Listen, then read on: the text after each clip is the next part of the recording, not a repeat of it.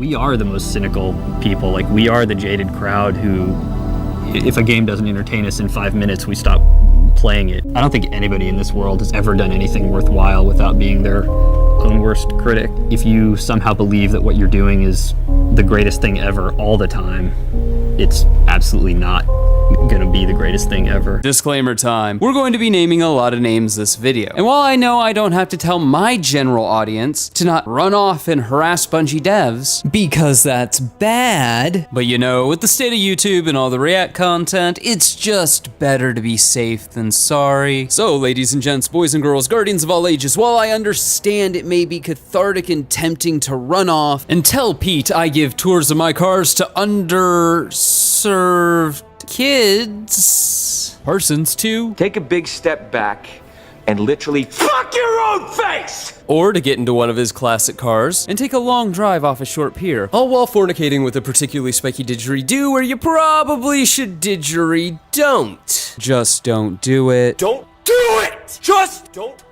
it! If for no other reason than Bungie's a lawsuit-happy company and Pete Parsons probably wants a new car. But Joker, you can't tell me what to do. And you're absolutely right. I'm not your mother last night! But I have absolved myself of any and all culpability, so get it, got it good. Awesome. On to the video.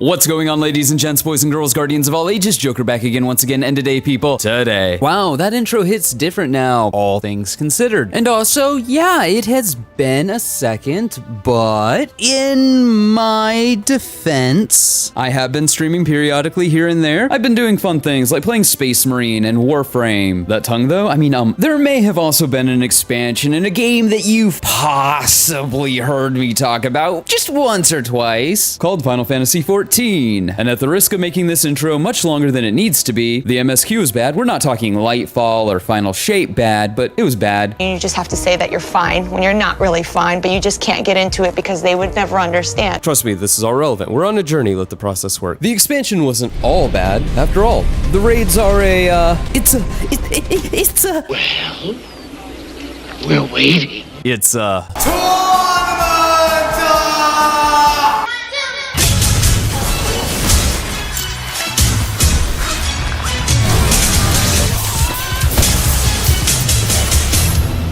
I'm not apologizing. And then I made the mistake of playing the game's actual hard content, Crafting Extreme.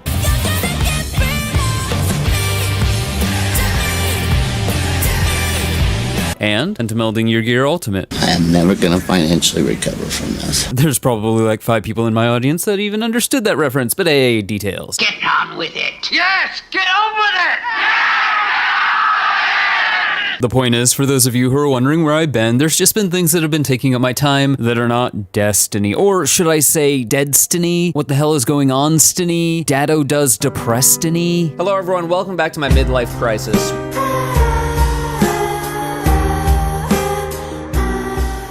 But you're not here to listen to me prattle on like some preemie fanboy about Final Fantasy XIV. It's not a cult. You're here to listen to me talk about the latest and greatest in Destiny drama.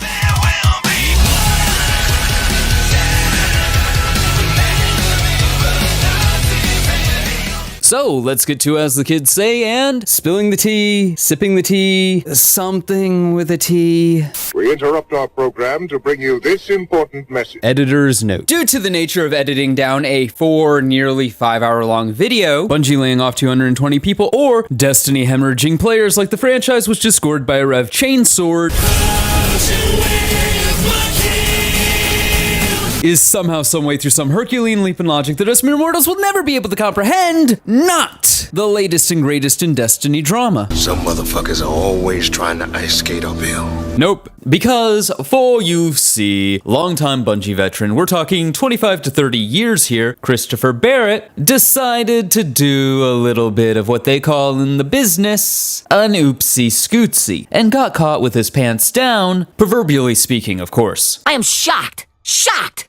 Well, not that shocked. According to reporting done by Bloomberg, quoting here, Christopher Berrett, one of the top executives at one of the video game industry's leading studios, was fired this spring after he was accused by several female employees of inappropriate behavior, according to people familiar with the matter. Behind the scenes, Berrett was terminated following an internal investigation in which at least 8 female employees raised complaints earlier this year that he had behaved inappropriately towards them. According to 8 people, including multiple women who reported Berrett, as well as other Bungie employees, who were either involved in the investigation or spoke to the women involved, the people asked not to be named discussing this private information. The investigation found that Berrett called lower-level female employees attractive, asked them to play Truth or Dare, and made references to his wealth and power within the studio, suggesting that he could help advance their careers, according to 2 people familiar with the case. As a wise man once said, "Don't fucking shit where you eat." I think, like many people, when I read the part in the Bloomberg article where it said he called lower-level female employees attractive, I was like, what? That's it? That's kind of a nothing burger. And then it went to Christopher Berrett taking a page from Weinstein and turning Bungie into his own personal casting couch in 2.5 seconds. Hypothetically, allegedly speaking, according to his accusers. Boy, that escalated quickly. See, here's the thing. I'm sure every adult human being has made an unwanted advance towards somebody at some point in their life or will. Look at my cock! That is just the nature of human cohabitation. But I think most people will agree with me, it's one thing to make an unwanted advance. Shit happens. It's another thing to keep making those advances. And none of that holds a candle to allegedly turning Bungie Studios into your own casting couch and Weinsteining this shit. Again, just don't shit where you eat. And another thing, I'm not saying people knew about it. I'm just saying, 1, the more that comes out about Bungie, the more it sounds like this was just business as usual. And 2, given some of the stuff that Marty O'Donnell has said, there are people who I find very interesting that they are no longer at Bungie, knowing that if they could have hung on for a couple more years, they probably would have made out pretty good, because there was a kind of vesting plan for people who were employees of Bungie in terms of the Sony buyout. So there was a vesting plan, and in order to vest, you have to remain. And if during the vesting period, this is just a technical thing, if during the vesting period you get fired, that's when it ends. So if tomorrow was the day that vesting was going to come through for you, and you get fired the day before, whoops, you don't get that money. But Bungie gets to save some money, so I mean, it's not all bad, right?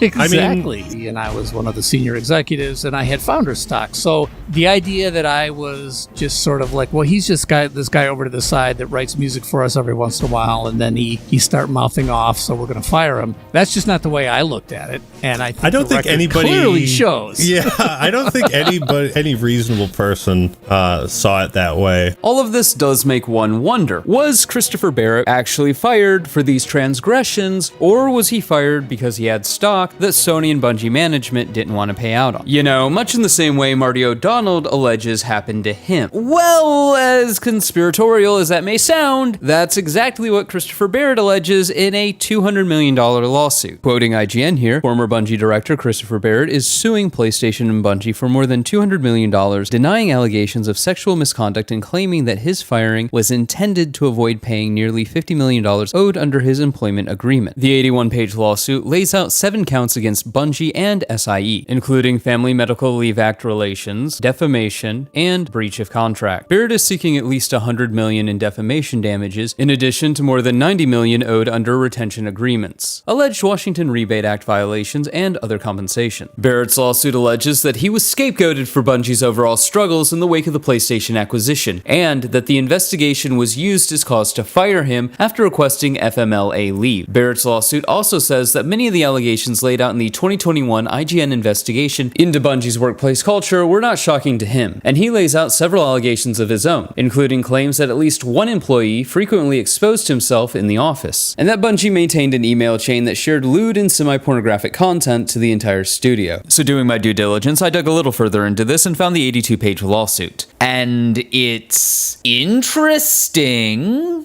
For example, the aforementioned IGN article lists a handful of things taken from the legal document when it comes to the culture of the Bungie offices. However, the legal document supposes the culture did not stop at the office. It was reflected in Bungie's games. Myth 2 had a game mode called Choke the Chicken, a colloquial phrase used to refer to masturbation. A glitch in Halo 2 resulted in an error message being labeled .ass error, with an accompanying picture of a Bungie developer's exposed buttocks. And of course, many of Bungie's games feature highly stylized graphics, with depictions of strong and hot female and male characters. For example, Cortana, a central character in Halo, picture below, has been ranked one of the hottest video game characters of all time. However, while I'm not going to deny that Cortana is definitely an attractive video game character, however, the picture attached isn't Bungie's Cortana, it's 343's from Halo 4, which is a vastly more provocative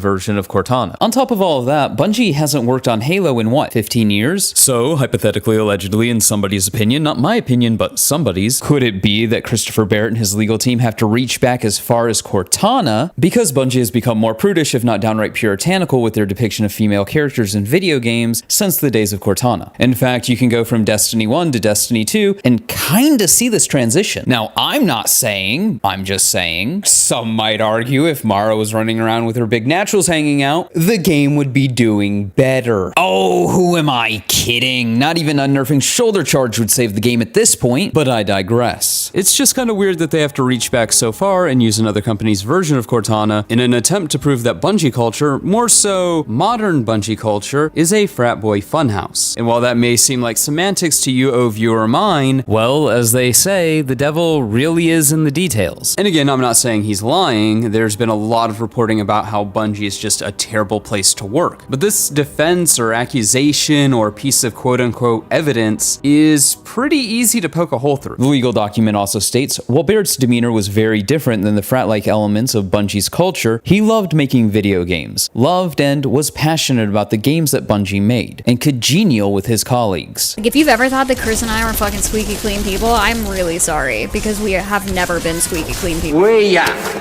Spoilers. Just, put a pin in that. It'll be important later. Because as I have already said, the devil is in the details. Christopher Berrett also alleges in the lawsuit that a very senior Bungie executive texted Berrett and others sexually suggestive material, including lewd photographs, texts about his sex life, including graphic depictions of a particular sex act, and texts concerning the appearance of women working at Bungie. The same senior Bungie executive frequently showed up for work drunk, attended group meetings while clearly intoxicated, and engaged in sexual conduct at Bungie-sponsored events. One of Bungie's founding members made frequent sexist and racist comments in group settings. For example, in a leadership meeting, he joked that a woman's place is barefoot and pregnant, or words to that effect. Berrett reprimanded him over email, but he faced no consequences. During an interview, a potential hire told Berrett that Bungie should name a Destiny faction the rotten Australian see you next Tuesday word that I can't say on YouTube without getting in trouble. Berrett reported this comment to the group evaluating the candidate and insisted that Bungie not hire him. Leadership disregarded Berrett's recommendation and hired him. The lawsuit also states a female office administrator shared explicit stories about her sexual exploits, and at least one Bungie employee frequently exposed himself in the office, including by pulling down his pants in the middle of the office and pressing his exposed buttocks against the glass, overlooking the entire studio. So 2 things. 1, who does this? Who is sitting at their desk thinking to themselves one day, you know what? I've got to show everybody at Bungie black holes really do exist. Second, I'm not quite sure what Christopher Barrett's legal stratagem here is. Actually, that's not entirely true, but we'll get to it in a minute. Now, I'm no legal scholar, so don't take this as legal advice, but defamation is notorious notoriously hard to prove. In this case, all Bungie has to do is produce the evidence that they used to justify his firing and say that not only did they believe that this evidence was correct, but it justified Christopher Berrett's termination. Now, again, I'm not saying that Christopher Berrett did anything. I'm not saying that he didn't do anything. What I am saying is that court isn't about what's right or what's wrong. It's about what you can prove. Bungie is a company, and if enough employees come forward with evidence saying, hey, this dude sexually harassed us, they have to take action. And here's the thing, it doesn't even matter if the evidence is that great, just as long as something exists, more so if they're looking for a reason to fire him. All Bungie has to do is show under the law that they did their due diligence, which is why this legal document is weird. Now, maybe Berrett is hoping that this evidence doesn't exist or that these people don't exist, but then you dig further into the document like we did, where Berrett makes his own accusations against Bungie, leaving his defense to come off like, I couldn't have conducted workplace misconduct because at Bungie, there is no such thing as workplace misconduct.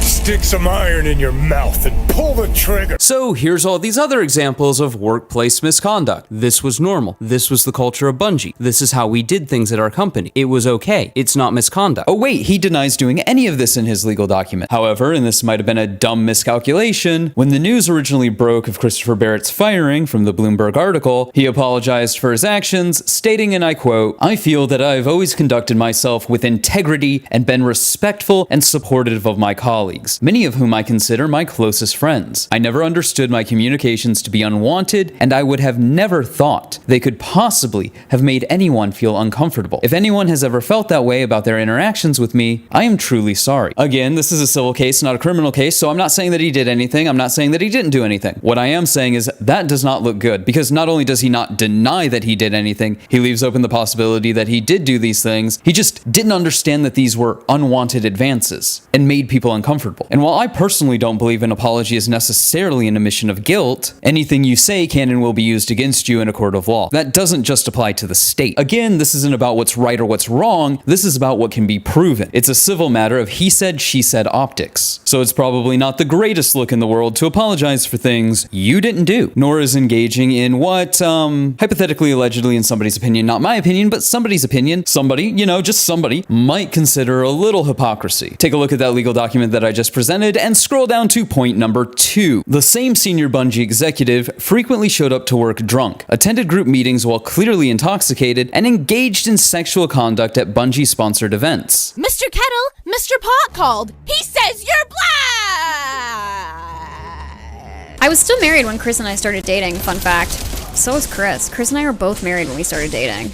Like, if you've ever thought that Chris and I were fucking squeaky clean people, I'm really sorry, because we have never been squeaky clean people.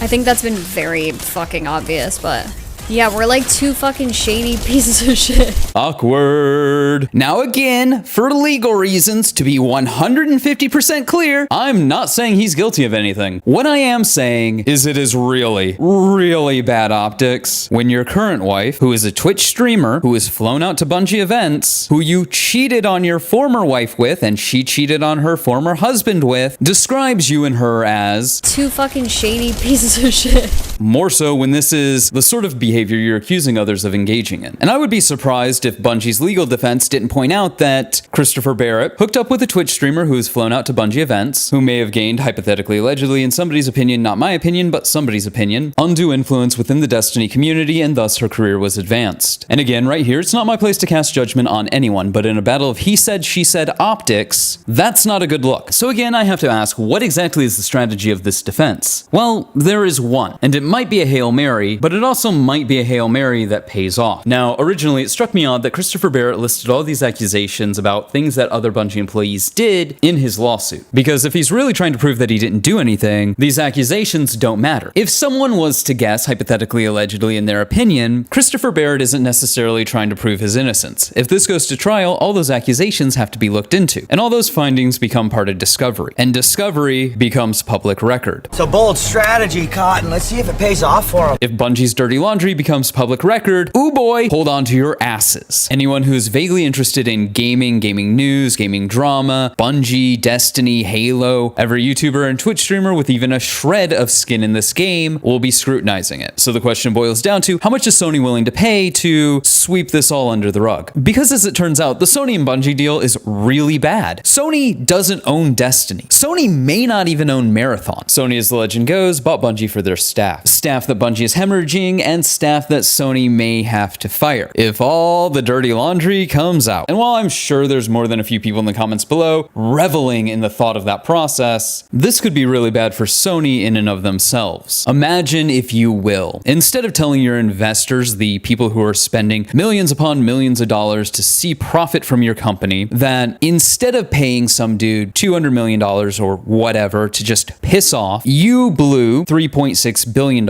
Oh yeah, and you don't have publishing rights to the Destiny franchise anymore. Oh, and you probably don't have publishing rights to Marathon. Oops. Funny thing, all the talent that you bought Bungie to retain, you had to fire. Yeah, I wouldn't want to be that messenger. Unironically, handing Christopher Berrett $200 million and telling him to piss off is probably their best bet because they get to sweep all that other Bungie stuff under the rug. With all of that said, I would be lying if I said there wasn't a part of me hoping that Sony goes, fuck it, we ball. All the negative stuff that I hypothesized could happen also could end up being a net positive for Sony if the board of directors just wants to wash their hands of current Bungie. But I digress. So bringing this tangent around to something that resembles a coherent point, where does this leave us for the rest of the video? Well, for starters, I think it outlines that issues demonstrated in the Battle for the Soul of Bungie article by IGN a few years ago are not as in the past as Bungie employees stated during the time of that article's publication. And surprising to no one, a workplace as described in the IGN article, or by Christopher Barrett's own accusers, or by Christopher Barrett's own lawsuit, may not be the most conducive to fostering the creative spirit. I have to imagine it's in part why Bungie is hemorrhaging not only players like it was gored by Rev Chainsword, but staff. And I'm talking about outside of the layoffs. Then again, this is also the studio that hires fans because they believe they can pay fans less. And yes, while I'm sure this happens all over the industry and is way more common than we would like to think, doesn't make it right. For starters, on one hand, it means they're not necessarily hiring the best people for the job. On the other hand, if you have an extremely talented dev who's ultimately getting paid less and it boils down to them being a fan of the game, so they're willing to take less to work on their dream project, well, the realities of life are eventually going to catch up to them, and they're going to leave the game to go work for a job that actually pays them what they're worth. So yes, while we can ultimately say, you know what, sucks to suck, you chose to take less pay, it hurts games in the long run, and it's just not a good practice. It doesn't matter how stupid we may perceive the employee for being because they're all starry-eyed and they're willing to take less pay to work on their dream job. How well is a developer going to be able to do when the realities of life kick in and they're not able to afford food because they're getting paid less? And how is that going to affect the game when talented devs seek other employment? And you know, those fans are probably more prone to overlook or be quiet about abuse. In fact, a sickening reality is, it's probably accurate to say that they might view any abuse as them being on the in-group. Wait a minute. If you dared to ask questions about, hey, this doesn't seem right, you were instantly labeled anti-Bungie. Some members of LT didn't want a studio, they wanted a cult to worship their legacy. Nothing goes together quite like cults and casting couches. Really gets the noggin jogging. And wouldn't you know, it's just the damnedest thing. After the Battle for the Soul of Bungie article came out, a bunch of female employees came forward to run defense for Bungie, all saying, no, Bungie has changed. They would never do anything untoward. So that was a fucking lie. But Joker! I hear you cry out in your shrill, tremulous voice. Just because some people were bad apples at Bungie doesn't mean everyone knew about it. Well, you sweet summer child, here's the unfortunate reality. The casting couch only really works if it's an open secret. A decade ago, people would joke about how Hollywood had a casting couch. And then the Me Too movement came out and said, no, that's not a joke, that's actually happening. And the game industry isn't any different than any other industry, complete with piece of shit journalists like Jason Schreier, who, for example, knew about the abuses going on at Activision Blizzard, but chose to keep his mouth shut until he had a book to sell. Hypothetically, of course, wouldn't want to besmirch his good name. No, never that. The point is, this is a real problem in a lot of industries, and it only works because everybody knows about it, but nobody talks about it. Or hey, maybe none of this is true, and Bungie is the best place to work at ever. That said, we are bandying about hypotheticals, so if we were to take this situation from all angles and go, well, you know, maybe hypothetically, allegedly, in somebody's opinion, not my opinion, but somebody's opinion, with the truth often being somewhere in between, someone might be compelled to wonder, what are the odds that maybe everything is true and it didn't matter at Bungie until Bungie needed a reason to fire Christopher Berrett? It seems Luke Smith, Mark Noseworthy, and Joe Blackburn all played ball when Bungie management was laying off employees and consolidating stock, but you don't necessarily have to buy somebody out or play ball or play nice even when, hypothetically, allegedly speaking, you have dirt on them and a good reason to terminate them. And now, with way more of this video turned over to the Christopher Berrett situation than ever intended, how do I segue back to the video that I've been making for the better part of a few months? Well, before I so rudely interrupted myself, I was in the middle of explaining why I, like many of you, probably haven't been playing Destiny much since the final shape released. And we were going on a journey of self-discovery together, or some pretentious shit like that, and you were probably wondering what any of this had to do with the price of tea in China. So let's go ahead and start there. And now back to your regularly scheduled program. I think like most people watching this channel, there was a time for a long time where Destiny was my go-to game. If given the chance, I would spend hours shoulder charging all the things all day, every day, just like God intended Titans should. Okay, maybe not all day, every day, but you get the point. What can I say? I'm a man of simple taste. I grew up playing Halo. When I joined the Corps, we didn't have any fancy schmancy tanks. We had sticks, 2 sticks and a rock for a whole platoon, and we had to share the rock. Now, Destiny is just, how would you put it? You've lost that love and feeling. But Joker! I hear you cry out in your shrill, tremulous voice. That just means you're burnt out. Yeah, me. Just me. You know, and a couple 100,000 of my closest friends. But hey, fucking details. Also, burnout implies that I'm overwhelmed, that Destiny's too complex, that there's too much to do, that I just can't even. When has that ever described this game? I'm not burnt out, I'm just bored. But the question is, how did we get here? It was I, Dia! Now, while it would certainly be easy for me to laugh maniacally all while pointing at my channel and saying, Say it. Fuck you. After you say it. You're really going to force me on this? I'm at half-mast. I need to hear this. Fine. You were right.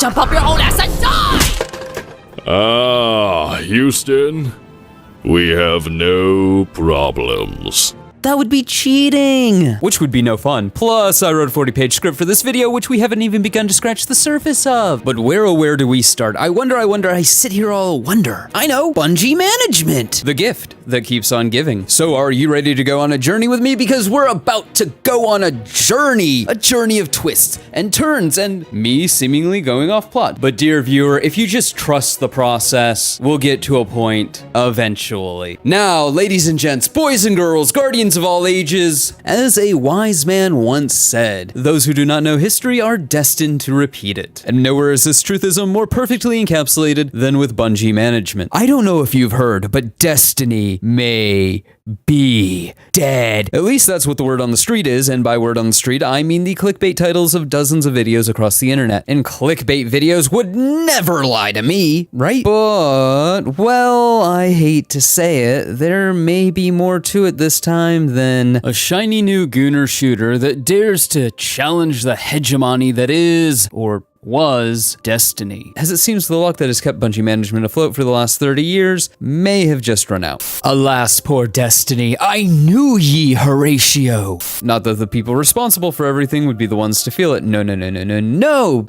We don't do that here. Because, for you see, 220 people have been laid off from Bungie Studios. In what amounts to a piss-poor press release, Pete Parsons has this to say. The new path for Bungie. July 31st, 2024. Pete Parsons. This morning, I'm sharing with all of you some of the most difficult changes we've ever had to make as a studio. Due to rising cost of development and industry shifts, as well as enduring economic conditions, it has become clear that we need to make substantial changes to our cost structure and focus development efforts entirely on Destiny and Marathon. That means beginning today, 220 of our roles will be eliminated, representing 17% of our studio's workforce. These actions will affect every level of our company, including most of our executive and senior roles. Now I know what you're thinking. But Joker! It sounds like management did get punished. Some of them got laid off. Laid off is not quite the word I would use for it. More like given the opportunity to bail with a very nice severance package. And we may very well have some insight into this coming from former board of directors member and employee Marty O'Donnell.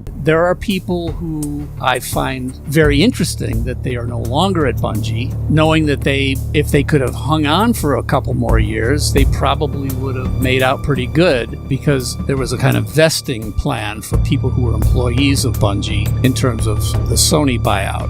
So there was a vesting plan, and in order to vest, you have to remain. And if during the vesting period, this is just a technical thing, if during the vesting period you get fired, that's when it ends. So if tomorrow was the day that vesting was going to come through for you, and you get fired the day before, whoops, you don't get that money. But Bungie gets to save some money, so I mean, it's not all bad, right? Exactly. I mean, so when you talk about vesting, are you, and like more higher up guys, are you referring to like Luke Smith and some of the other? Interesting. Yeah. I mean, I would assume, I don't know for a fact, that he probably wanted to stay there. Okay. All right. I get what you're laying down. Yeah. I mean, I might not be super specific on every question you answer or ask me. Fair enough. But I think there are things you could easily speculate about, knowing what people's roles used to be or were just until recently or whatever. The higher up you are, the more likely you are participating in some sort of stock equity related program. Well, you know, it's interesting.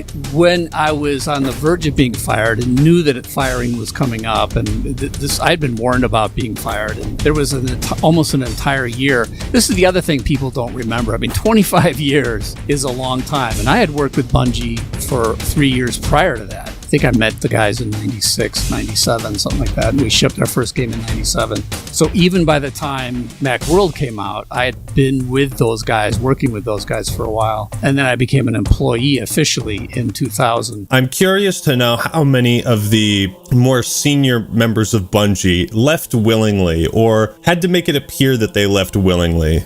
That's a great question, and I might have to be slightly careful in how I answer this, but my recollection is the majority of senior members of Bungie who left voluntarily, that might not have been their first choice. Gotcha. Now remember, I didn't leave voluntarily. I was fired, so it's obviously wasn't my first choice. So right. I was the one who said, yeah, no, I'm not taking the separation deal. I don't like it. I don't believe in it. I think it's crap. So if you want me gone, you're going to have to fire me. So if people were to go back, they might see a pattern of people, you know, and then they get to Stonewall Johnson, a.k.a. Marty O'Donnell, who puts his foot down and says, no, you're going to have to fire me. And it's just interesting that, you know, this whole big lawsuit happened between you guys, and, you know, a lot of other people just seem to leave without much fuss. Yeah. You know, people can assume all sorts of things about why that was, but I was determined that I wasn't going to fall for what I considered to be the same trap that others had fallen into. And what I started seeing is this because of the fact that I have founder stock in the new Bungie Inc.? Mm-hmm. And is my share of Bungie more than they want to credit me for? And if I stay another few weeks, is my stock going to vest? Is this the reason I'm going? Or is it because I'm such a horrible person and I deserve to be fired? And hey, there's two ways of looking at it. Right. So once they fired me with just a few weeks to go before my stock vested, my founder's stock. Just a few weeks, huh? Interesting. Yeah. And by the way, I had already... the majority of what I was going to do on Destiny 1 was done. And just to be clear to people, yeah, you would have stuck with Bungie, like not just because your stock vested, but because you did enjoy what you're doing, and you know, you just enjoyed working on Destiny and the music. Yeah, well, I was audio director, so I loved casting actors. I loved working with the writers on the scripts. I loved directing actors in the studio. I loved working with musicians and other composers. Heck, I had just spent 2 years working with Paul McCartney on Music of the Spheres. So, and plus I was on the board of directors at Bungie, and I was one of the senior executives, and I had founder stock. So the idea that I was just sort of like, well, he's just this guy over to the side that writes music for us every once in a while, and then he start mouthing off, so we're going to fire him. That's just not the way I looked at it, and I don't think anybody clearly shows. Yeah, I don't think any reasonable person saw it that way. Now PD Boy goes on to bemoan the difficulties of making video games in the year of our Lord 2024, and in doing so gives us the blameless, sanitized, corporately acceptable version of what happened. Quoting here, "For over 5 years it has been our goal to ship games in 3 enduring global franchises. To realize that ambition, we set up several incubation projects, each seated with senior development leaders from our existing teams. We eventually realized that this model stretched our talent too thin too quickly. It also forced our studio support structure to scale to a larger level than we could realistically support, given our 2 primary products in development, Destiny and Marathon." Did I ever tell you the definition? Way out. Spoilers. After this new trajectory became clear, we knew we had to change our course and speed, and we did everything we could to avoid today's outcome. You'll be listening to some guy and say, well, he's fairly intelligent. He's full of shit. Did you though, PD Boy? Survey says... New revelations about Destiny 2's decline, Bungie layoffs, and final shape as make or break. Paul Tassi, senior contributor, November 3rd, 2023. Layoffs. Management said other levers were looked at to avoid layoffs. When employees asked if one lever was executive compensation, they were told no, and that it would not happen at the company. Update, post-publication, Bungie responded saying that CEO Pete Parsons and some other executives previously forfeited annual bonuses before the layoffs. But staff was not informed that this happened until yesterday. The sum total of the bonuses given up is not clear. Well, I guess those bonuses couldn't have been too much because a tweet is doing the rounds, which appears to be showing the bidding profile with the name BNG Parsons, which has successfully bid on 25 cars and bikes over the last 2 years. In that same time frame, Bungie has laid off almost 25% of its staff. Now, you may be thinking to yourself, but Joker, we're running off limited information here. We don't really know that he spent all that money on cars. I mean, I guess fair enough. Somebody could, hypothetically speaking, have created a profile, named it BNG Parsons, while also having the money to successfully bid on 25 cars and motorcycles over the last couple of years, just to smear Pete Parsons' good name, because reasons. I'm gonna go with Occam's razor here and just go with the more likely. Pete Parson bought these cars. Gasp, shock, horror, lightning crackle, lightning crackle, lightning crackle. Plus, we do know that he likes showing off his cars, at least according to former community manager Dirty Effin' Hippie. In a super long Twitter post, she states, and I quote, "I remember the Friday before the first layoffs. Me and another community manager were in the lobby, and I was literally talking about how I didn't have enough money for groceries and that the employee services were an angel for helping me have food since I was told to drop all of my side jobs when crew got laid off. Pete walked right up to us and bragged about a few new expensive cars he bought and that we should come to his house and see them. After hearing about how we weren't making enough money, we didn't make Dylan money. Dylan was senior and we were not allowed to go for senior roles without our department. He also made shit money when he first started. The pay was atrocious if you were in the soft skills. I remember looking right at them and being like, that was weird. Why couldn't he look us in the eyes? And just having a bad feeling. I was told I was being paranoid, but it didn't sit right. Cue Monday morning getting an HR invite at 6 a.m., even though I said specifically I would never talk to HR without a manager present due to horrible interactions with the head of HR there. She's gone, thankfully. When I couldn't get a reason on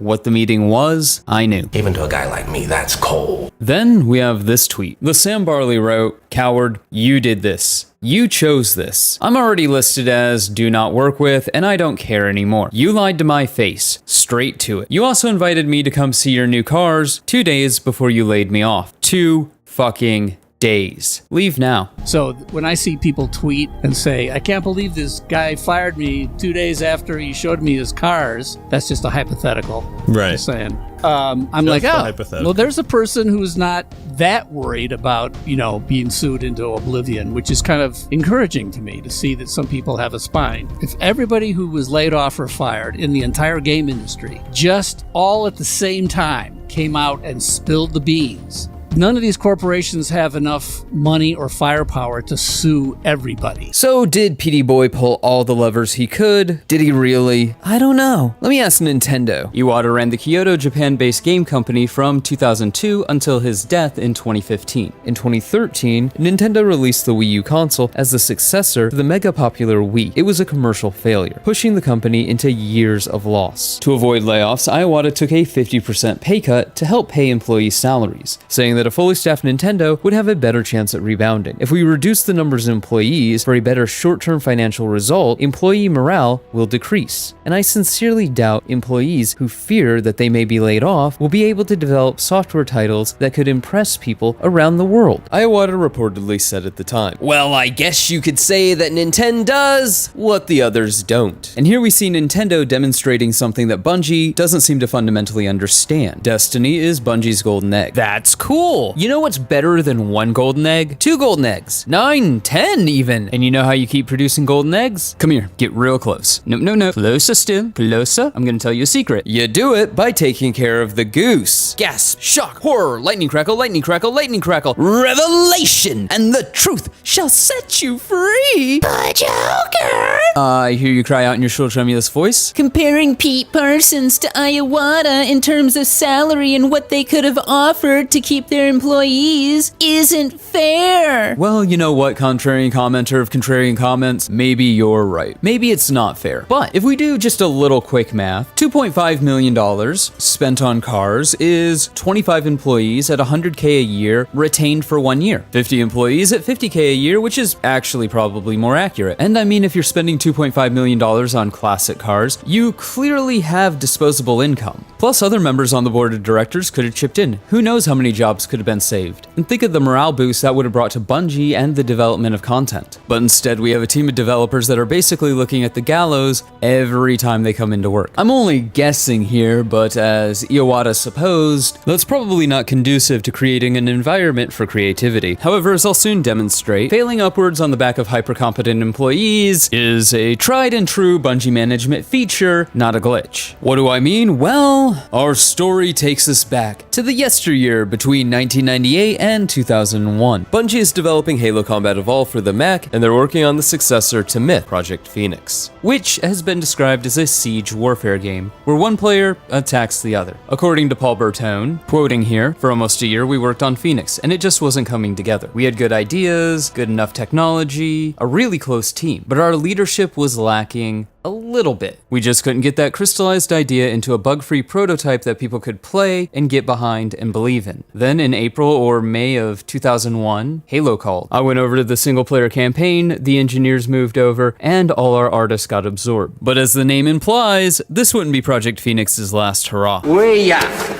Spoilers. As the Bungie team worked on the Halo Combat Evolved Macworld preview, a tale as old as time was unfolding in the background. Turns out, Bungie was broke. I am shocked. Shocked!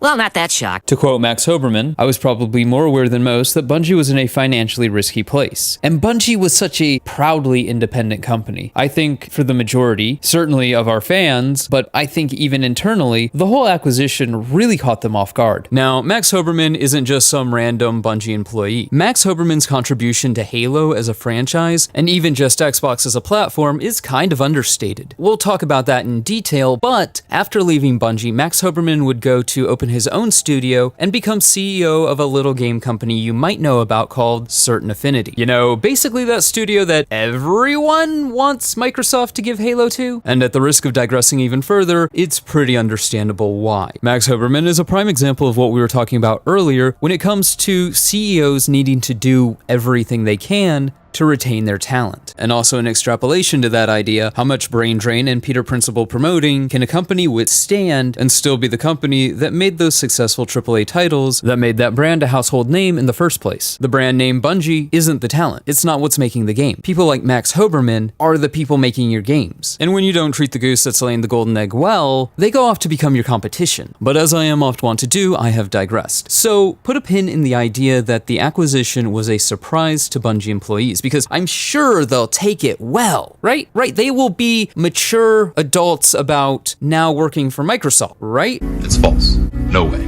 Not this time. This whole acquisition, or at least the way Bungie behaved themselves after the acquisition, is a rabbit hole in and of itself. If you're envisioning a bunch of petulant man-children upset that they have to go to work for the man and making it everyone's problem, you're not far off. However, this behavior would create a monomyth between Microsoft and Bungie that persists to this day, one that has arguably evolved. All the problems with Halo and Halo 2's notorious development, that was Microsoft. All of Destiny's problems and the developmental history of Destiny, no, that was Activision. Bungie didn't want to lay off 320 people. Sony made them do it. Anyone else seeing a pattern here? Once you have an accident, twice you have a fault, 3 times, makes you think. Really gets the noggin jogging. At the same time, we as fans of Bungie, we as fans of Destiny and Halo, are already predisposed to think the worst of Microsoft, Activision, and Sony. So it's an easy urban legend to attach to Bungie and their monomyth. But as history demonstrates, at least in this instance, it's just not true. To go back to the Ship of Theseus analogy, if Bungie keeps having the same issue over and over and over and over again, and they change publishers and they change staff and they change this, that, and the other, you have to look at what stays the same, because that's where your problem lies. Gasp, shock, horror, lightning crackle, lightning crackle, lightning crackle. But for the, 87th time this video, I digress. So, Halo Combat Evolved's development had quite a few issues, but I'm not gonna be that hard on it, because during this time you had the game shifting from an RTS to a first-person shooter, you had Bungie and the staff moving from Chicago to Seattle, and you had the Xbox platform, which really wasn't a thing yet. That said, there are a few points that we should note for future reference. So Bungie's moved to Seattle, they start working on Halo, Halo's becoming a first-person shooter, Bungie's also working on 2 different projects, Project Phoenix and Project Oni. Project Phoenix gets put on hold and that team gets absorbed into Halo. Project Oni would come out in 2001. It should also be noted that technically speaking, it was a completely separate team working on Oni. This was Bungie West, which was absorbed into Bungie proper after Oni finished. One of the casualties of this chaotic time was Halo Combat Evolved's original envisioned PvP mode. In fact, things were so bad for Halo CE's development that Halo Combat Evolved almost didn't ship with multiplayer at all. And by at all, I mean it didn't come together until almost the 11th hour and was almost cut. Which, wow, think about that world for a moment. I think it's pretty safe to say, with the passage of time and all that, without Halo Combat Evolved, Microsoft and Xbox would definitely be in a very different place. There may not even be an Xbox, and there probably wouldn't even be a Bungie. This is something I think people forget about when they question why Jim Ryan, former CEO of PlayStation, put so much value on Bungie, stating, and I quote, "Sony Entertainment's acquisition of Bungie is more valuable than Microsoft's acquisition of Activision Blizzard." And that makes a lot of sense. I know it's in vogue and cute to kind of meme all over Bungie and its import and Sony buying them, but at the time, Bungie was the company that more or less, at least if you believe the mythology, if you believe the hype, Bungie was the house that built Halo, and Halo was a core pillar of Xbox. And regardless of how you want to view the cause and effect, I think it's pretty obvious the decline of Halo goes hand in hand with the decline of Xbox. On top of all that history, Bungie had one of, if not the only commercially successful, at least outside looking in, AAA games as a service games. So when you couch Sony's investment in Bungie like that, it does make a sort of sense. Of course, fast forward a couple of years and, well, here we are making this video. But we are getting ahead of ourselves by like 2 decades. So Halo Combat Evolved ships, and it's not the overnight success that I think a lot of people remember it being. Quoting Jamie Gerstmer here, people forget that Halo wasn't a chart burner right off the bat. I'm not even sure it was the best-selling launch title, but as we all know, Halo had legs, much to Bungie's chagrin. Halo was a game that defined a generation, but as things seldom do, not everything went to plan. According to Marcus Letho, quoting, "We had created what we thought was a fun game, but we had to cheat pretty significantly in order to wrap its campaign. and deliver a story. So we understood the fallacies of the game inside and out. We knew what we had to leave behind because we just couldn't finish it otherwise. We were excited for people to get Halo in their hands, but we were also terrified. Then the reviews started coming in, and people started connecting with it. To our relief, it reviewed very well, which made us feel really great and energized about what we were going to do next with Halo. We weren't sure we were going to do a sequel. We didn't have a vision for where the game might actually take us in its universe. We were kind of riding by the seat of our pants at that point. Ding, ding, ding, ding, ding, rhetorical question time. Given all the struggles of shipping Halo Combat Evolved that Bungie suffered through, and the new understanding of what was needed to be done in order to do it, Halo 2's development should have been a smooth ride. I mean, as smooth as any game development can be when you know or at least have an idea of what you're doing,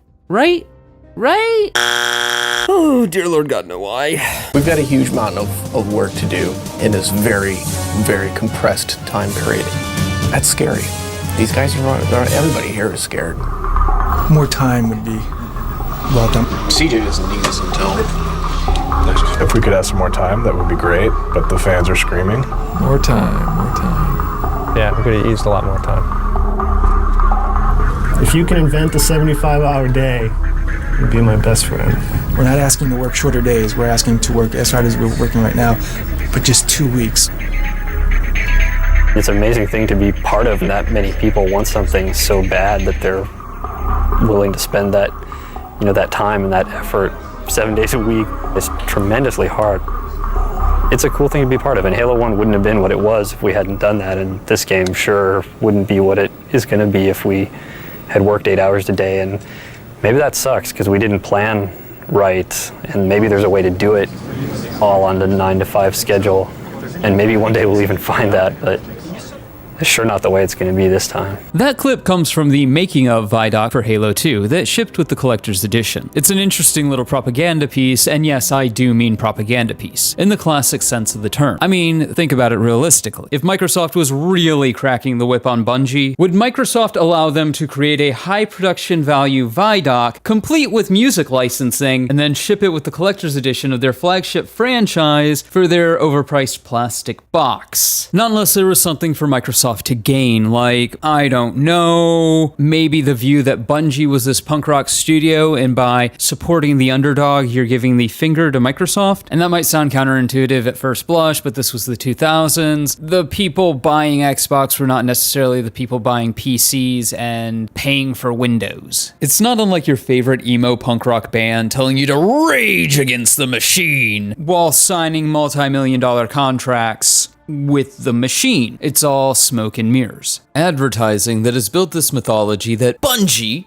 has never done anything wrong. It's always their publishers. Except that's not the case. That's never been the case. And according to former Microsoft employee Paul Russell, Microsoft was pretty generous. In a conversation on Twitter, he had this to say, quote, Microsoft never rushed them. They gave them extensions and everything they could have asked for. The 360 released a year after Halo 2. There was no way to delay the game further or retool the entire engine and online systems. 3 years was a long time for a game back then. Unfortunately, and I think the Bungie vets would agree, the growing pains of some 20-something-year-old guys transitioning from a small company to one with millions of dollars and unlimited resources and the pressures of the game led to poor internal decision making. To which Paul Russell replies, yup, I have a first-hand perspective of what hole development time got sucked into. The environment team spent 2/3 of the development cycle waiting. It's not like we weren't always working, but go time on many specific environments happened in the 11th hour. Now you might hear that and wonder why. Why?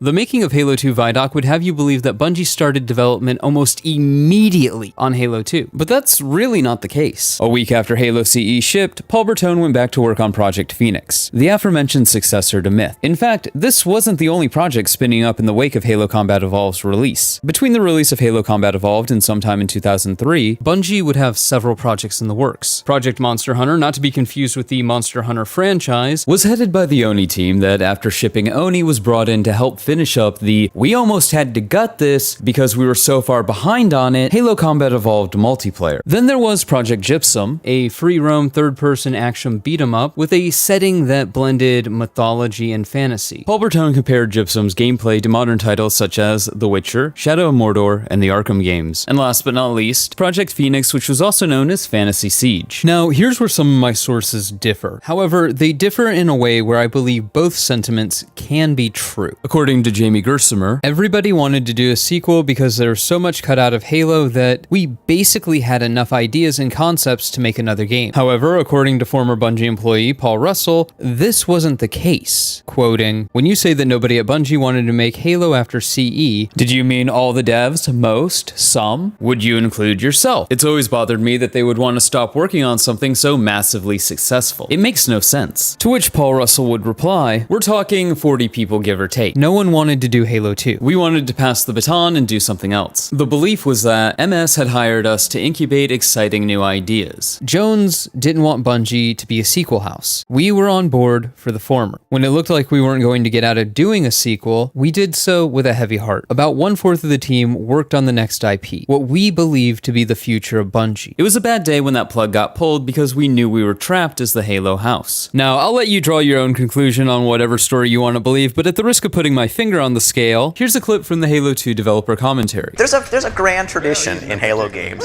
of never really explaining how we get from one to the other. Almost, but not really, like we hadn't actually planned to make the next one.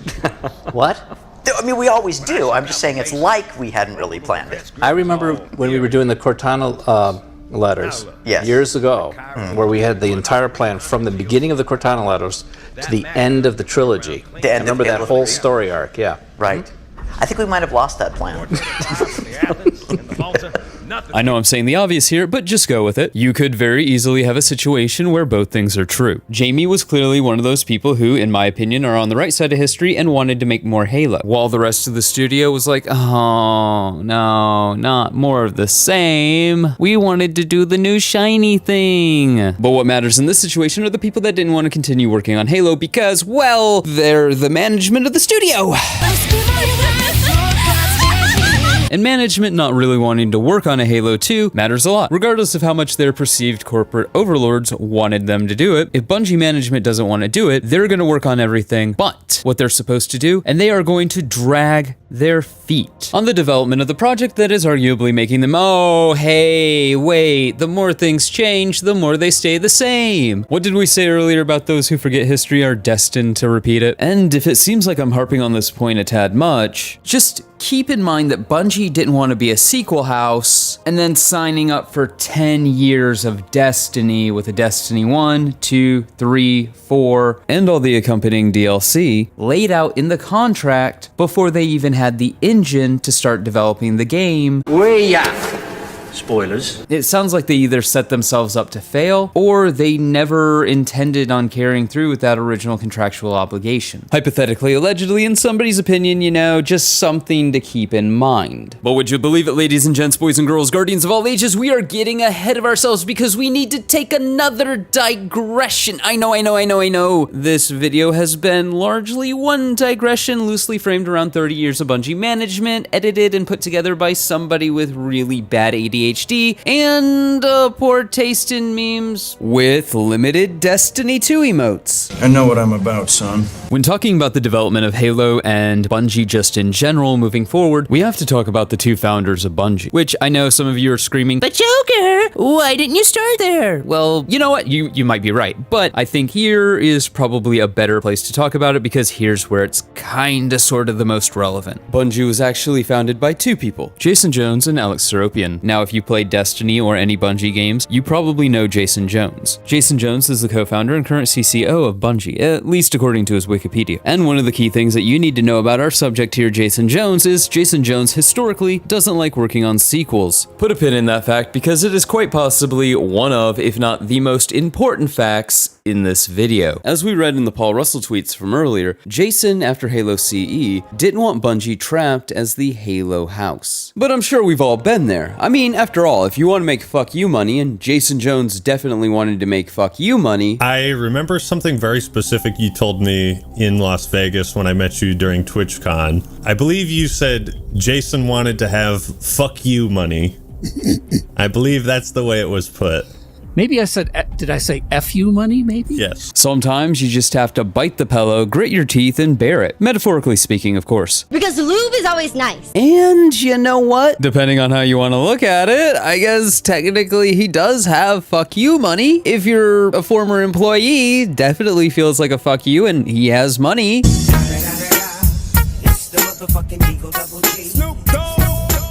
But as the kids say, it is what it is. It is what it is. The reason that I'm bringing Jason up now instead of earlier is because we can say with the clarity of history that it was the choices that he made during the development of Halo 2 that had a cascade effect all the way through the development of Destiny 1. And wouldn't you know, Destiny 1 development choices had a cascade effect on Destiny 2 development choices. See, Jason was more than just the CEO, CCO, majority shareholder. Quoting Marty O'Donnell here, Jason, for the most part, had very little to do with Halo 3, almost nothing to do with ODST, and very little to do with Reach. He was starting work on Destiny because we'd convinced him to. He was thinking about what else he wanted to do, and traveling a lot. All the while, he was still a Bungie employee. You know, because we'd convinced everyone that the magic sauce came from Jason. And I think in a way you almost have to believe that when you're working on a project for years and years and years, and your boss comes in and says, nope, we're doing it another way, so all your work goes in the trash. To grossly oversimplify it, you basically have two options at that point. Either get angry and tell your boss he can go fornicate with a particularly spiky didgeridoo, or you probably should didgeridoo, or you kinda gotta believe that, at least on some level, he saw something you didn't see. I mean, historically speaking, he's Jason Jones. Myth, Marathon, Halo 1, Halo 2. It's almost like there was this mythology built around Jason Jones and his importance to the company. It's not a cult. So with that said, what was some of Jason Jones' contributions to Halo 2? I mean, he is this creative genius, right? Honey, you've got a big storm coming. Editing Joker here, while the Vice article I was quoting from did have segments about Halo 2 and some of Jason Jones's contributions to it, it seemed repetitive to have that next to basically the developers saying the same thing, but in a Halo 2 Vidoc. Ultimately, I went with the Vidoc over the Vice article so you could hear it from the horse's mouth. That said, a link to the Vice article will be in the description below if you want to take a look at that yourself. When you're sitting down with Jones, for people that are listening to this, and you're about to, work on the story, usually what Jones does is he comes to you at the beginning of a game and with a line that has to be with like 2 lines. And one of the handful of lines that you came to me at the beginning of Halo 2 and said, I got, here's the story of Halo 2. Oh, okay, Jason, what's the story of Halo 2? The story of Halo 2 is the cable, I'm going to cut it, and I'm a monument to all your sins. Bam, done, that's the story. Oh, okay, that sounds really cool. Hey, who says those things? I don't know, you make it up. Oh, and the other one was in Space Station, Master Chief looking out, Earth burning below, only blood will pay for this. Those were the 3 lines that Jason came to the beginning of Halo 2. Only blood will pay for this, the cable I'm going to cut it, bam, monument to all your sins. But we didn't do the only blood will pay for this. Everything else wrote itself. Damn, heretic. Arbiter. I would rather why did we cut the only blood will pay for this line? Well, it was too cool. Well, I think we cut the whole mission. Yeah, that ended up on the same graveyard as remember what Miranda was going to do to the Master Chief. This heretic imperiled the Would you like to tell the children what Miranda was going to do? Yeah, should we wait until the right moment? I think it's still a few missions from now. But I think the phrase arc welding a thermonuclear bomb to his armor comes to mind. That's right. Miranda was going to strap a bomb to the Chief's back after signing up. Gonna be awesome. A deal with the devil with the prophets. And why was she going to do that? Why didn't he do that? She was mad about Captain Keyes, her father's death. Punched her dad in the face. But now I think we can go back to the bomb thing where the Chief's been kind of taking Miranda's orders the whole game, and he comes back from one of his little missions with some little trinket he picked up from Miranda, and he finds her like in Congress with the prophets in the back of some Phantom. And it wasn't just because of her dad in Halo 1. But she chose not to trust the chief because of this. He's going crazy. He's all worried about the ring going off, and sorry. It was going to be cool. I'm a monument to all your sins. There's the line. And no one knows exactly what that means except Jason. And then it made perfect sense that Miranda and the prophets get together and say, "Hey, let's send your Tin Man down with a bomb to take out the Gravemind." Oh, that would have been genius. The most genius part was when the chief has the bomb. Jamie's gonna kill me for even talking about this. I hope he never listens to it. There's no way he'll get this far into the movie. This far into? You with the bomb, like... Actually, no one's listening to us right now, so don't even worry about it. In first person. This is a long cinematic. Yeah. You with the bomb, arc welded to your back, with your back to like this big hole, and a bunch of ODSTs like backing you into the hole until you jump, and then them throwing like a SMG down after you. Oh, that would have been genius. You know, I still never quite understood then. The thing which I really did like about that cinematic. Shut up, Marty. Setting aside the Miranda, is the sort of moment of weakness, the chief getting knocked down and oh wait.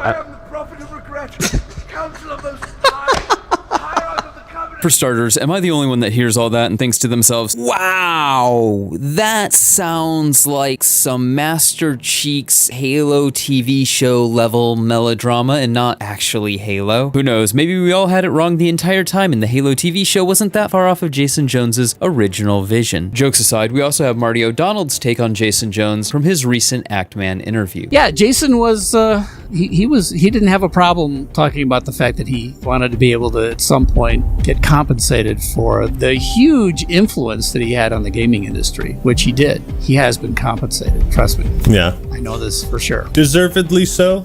Oh, yeah, absolutely. I mean, Marathon was a moment in gaming history. Myth was a moment in gaming history. Halo was a huge, huge moment. And all of us who worked with Jason and for Jason were attracted by the games Jason made, or just attracted by the way he thought about things, the way he designed games. None of us would take any of that away from Jason.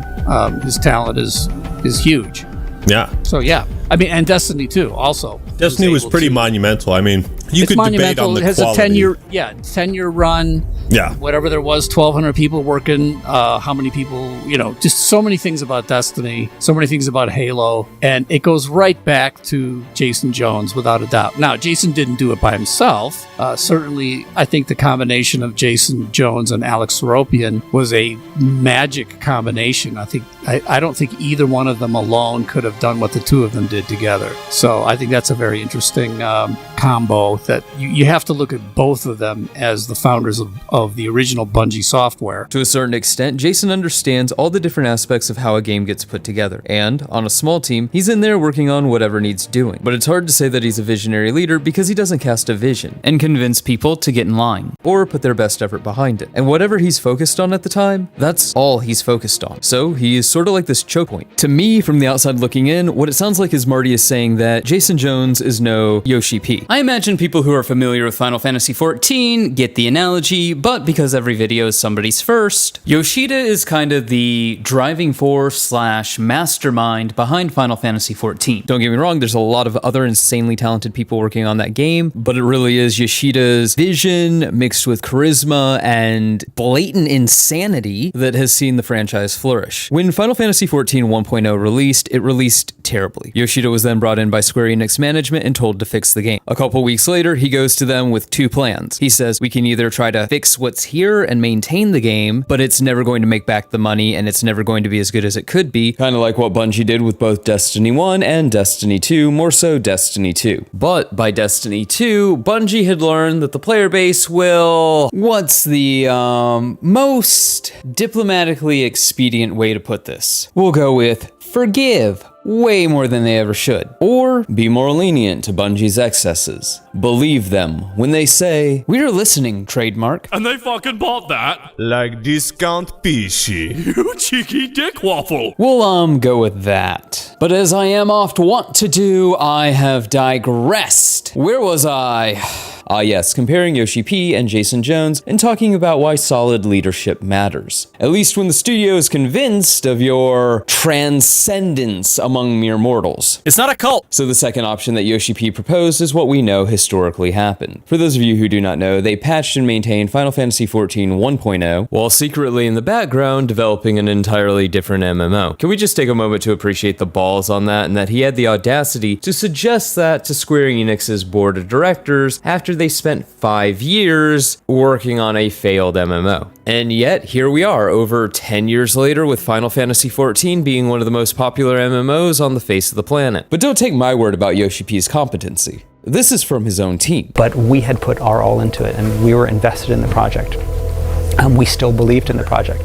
To have someone from the outside come in, and not just come in to say, okay, you know, forget it, we're just going to do it my way or the highway. He's like, he asked our opinions. He laid out a roadmap. He gave us a vision and a hope, and even though it seemed like it would be difficult to achieve, it didn't seem inconceivable. That's a visionary leader that knows what they're doing. And that is the product of not just an insanely talented team, because don't get me wrong, I don't want to diminish the efforts of any individual working on that project, but if you don't have a vision to kind of corral all that talent, then it becomes Destiny. This mishmash of really good ideas, really good concepts that really never goes anywhere and just spins its wheels. And that brings us to the second co-founder of Bungie, Alex Seropian. If Jason Jones was the tech guy who had ideas, Alex Seropian seems to have been the guy who kept everyone in line. He was the dad of the group that checked egos. And when Bungie lost that after the development of Halo 1 and Alex left, well, you ended up with Halo 2's development. Speaking of Halo 2's development, now that you have an idea about the man, the myth, the legend, Jason Jones, and Alex Seropian, we can dive further into Halo 2's development and all the issues that plagued it. At this point in our story, Bungie is kinda sorta coming to terms with the fact that they're going to have to do that thing that is, their fucking job, and develop Halo 2. Oh no! Anyway. And clusterfuck does not even begin to describe the shit show we are about to see. Quoting Marcus Letho here, sadly, a lot of discussion at the beginning of Halo 2's development happened in insular little groups that didn't talk well with one another. And that was the crux of much of the conflict that would occur, because we didn't have clear leadership. Marcus Letho would go on to say, the solo campaign was chaotic. There were too many cooks trying to drive the project in different directions. Man, if only they had some leadership that wanted to work on this project and could actually corral all the talent. If only, if only. Now, these quotes come from the same Vice article that said everybody wanted to work on Halo 2. There's even a quote from Marty O'Donnell in this article about Jason Jones going to Marty and saying he felt like he owed everybody Halo 2. And yet, when it comes time to actually knuckle down and do your job, Jason's nowhere to be seen. Jason! Well, you know what? No. That's not quite accurate. Jason's around, just not doing what he's supposed to be doing. At least not in the capacity to direct the game. So what exactly was Jason Jones and other Bungie management doing? Stop me if you've heard this before. During the development of Halo Combat Evolved and Halo 2, Bungie had several incubation projects that they had seeded with senior leadership. After the completion of Halo Combat Evolved, they began working on different projects other than Halo 2 that they believed would truly be the future of the studio. However, over the course of developing these various projects, Project Monster Hunter, Project Gypsum, and Project Phoenix, they found that they had stretched their resources too thin and weren't devoting enough time, resources, and/or people to the project that they actually needed to be working on to make money. Did I ever tell you the definition of insanity? Now, if we go down to the micro level of each of these projects for a moment, Project Monster Hunter was canceled in early 2002 because it was simply going nowhere. Not because, they had to work on Halo 2. But hey, details! Project Phoenix, which started development around the same time that Halo CE did, was put on hiatus. But with the release of Halo CE, was brought back out of hibernation. Except, as we've already quoted Paul Bertone on, much like Project Monster Hunter, Project Phoenix was going nowhere. This seems to boil down to a leadership issue. My pattern recognition senses are beginning to tingle. There's just something here that seems familiar. Really gets the noggin jogging. But I digress. Phoenix was ultimately scrapped and the team, along with Jason Jones, Bones moved on to Project Gypsum. Quoting Marty O'Donnell here, it was early 2003, and Jason said that the Phoenix team was demoralized, but he promised these guys that they would have a game. So he went over there to be their creative director and project lead. There was probably 15 people on the team. Joe and I took him out to lunch and said, Jason, you can't do this. You can't leave the Halo 2 team. I told him, this is the most important project Bungie has. I told you that you were going to get bored working on a sequel, but you convinced me you were going to hang in there and put all your energy behind this. He's like, oh, I can do both. He could run the Phoenix team and once a week, check back in on Halo 2. Joe and I begged him, told him that wouldn't work, and he did it anyways. But Project Gypsum wouldn't remain just 15 people working on this small project. Quoting Jamie Gersimer here, that left a skeleton crew working on Halo 2. Some people are really fucking stupid. So at one point, the vast majority of the studio isn't even working on Halo 2, and this would carry on till around June 2003. For those of you unfamiliar with why that matters, other than the fact that they need to be working on Halo 2 was announced to be released holiday 2003. But I mean, even a skeleton crew can get something done, right? Well, the skeleton crew was left working on the trade show demo of Halo 2. Now, for those of you who do not know, tech show demos tend to be these resource-intensive, draining things that disrupt development. Even with the best case scenario of taking a vertical slice, polishing it up, and being able to present it, that's still a lot of resources, time, and people that are being taken away from the main project just to polish up this thing to present to the world. And more often than not, as we've seen year in and year out, tech show demos and what's actually released in the game can vary wildly. So these tech show demos are, for all intents and purposes, taking time, people, money, and other resources away from the development of the main game in order to produce a product that oftentimes isn't even used in the development of the main game. Anyone who knows anything about the Halo 2 demo knows that the Halo 2 demo falls squarely in this category, and that wasn't their goal. We came back with E3 with actually less than what we wanted to. We came back from E3 with a demo. We did not come back from E3 with a playable part of a level. That was really bad, actually. That wasn't the goal. So for all intents and purposes, the production of the game that we would come to know as Halo 2 didn't really start until after June 2003. Now, if you remember from earlier in the video, we had this quote. Microsoft never rushed them. They gave them extensions and everything they could ask for. The 360 released the year after Halo 2. There was no way to delay the game further, or retool the entire engine and online systems. 3 years was a long time for a game back then. Unfortunately, and the Bungie vets I think would agree, the growing pains of some 20-something-year-old guys transitioning from a small company to one with millions of dollars and unlimited resources, and the pressures of the game led to poor internal decision making. To which Paul Russell replies, yup, I have a first-hand perspective of what hole development time got sucked into. The environment team spent 2/3 of the development cycle waiting. It's not like we weren't always working, but go time on many specific environments happened in the 11th hour. This is around the time that Microsoft also said, well, shit, this game isn't going to be finished by holiday 2003. To be clear, there was a movement within Microsoft that said, just make them release it. But as we know, that's not what happened, and Bungie would get a year longer to develop Halo 2. So clearly, Bungie knuckled down, locked it in, and got to work, right? When we started on Halo 2, and I was actually still on the community team until about 6 months in, and the team is basically, they were regretting that, the dev team was regretting that they hadn't shipped the original big mega round-based 32-player, type thing that we had originally envisioned. So that was the plan for Halo 2 multiplayer, is that it was going to be this big thing that I think we were calling it warfare internally. And for about 6 months, that was the plan, and I kept telling everyone, but everyone's playing Halo 1 style, this arena combat, this real fast-paced, small maps, LAN party type experience, and everyone's having a great time. Shouldn't we just take that online? And no, we don't want to do that. We do something new. We want to do something new. That's old. So I just kept making a lot of noise about it, and eventually, I guess Alex and Jason, who are the two founders of Bungie, came to me and they said, hey, we think we should have the small-scale stuff. You've convinced us. Why don't you take care of that? We'll call that the party game. That'll be for LAN parties, and then we'll go do this big, warfare thing separately. So okay. So then I fought really hard to get one dedicated resource, which was Chris Carney, one environment artist. So finally got one dedicated resource, and Carney and I went to town. Well, meanwhile, this big epic multiplayer thing was supposedly happening. I was still on the community team. So fast forward about 6 months, and we had actually laid a groundwork for the multiplayer for the game. A bunch of the maps that you guys know and love, actually, we had planned out and even implemented in their kind of early forms and designed, and we were playing it, and we were having a great time. And 6 months later, the big mega game was no further than a single piece of paper. So eventually, they came to me and they said, "Hey, we're cutting Warfare, and you're going to be in charge of multiplayer, and you're doing everything." So I ended up being in charge of everything multiplayer, design-wise, online design, you name it. So that's kind of how I got sort of full-time involved in development. Yeah, it was funny because a lot of Halo 2 was born out of this sort of desperation of just having me and Chris Carney, and that was it. We really didn't have a lot of resources. I didn't even have a dedicated programmer for gameplay-related stuff. So we just knew that there was really no room for error with such a small group. So we laid out our plans. I think originally we laid out our sort of master plan. We need X number of maps that do serve these groups. It was interesting because on the large scale, the really big stuff, 16-player, we didn't actually think we needed much for that.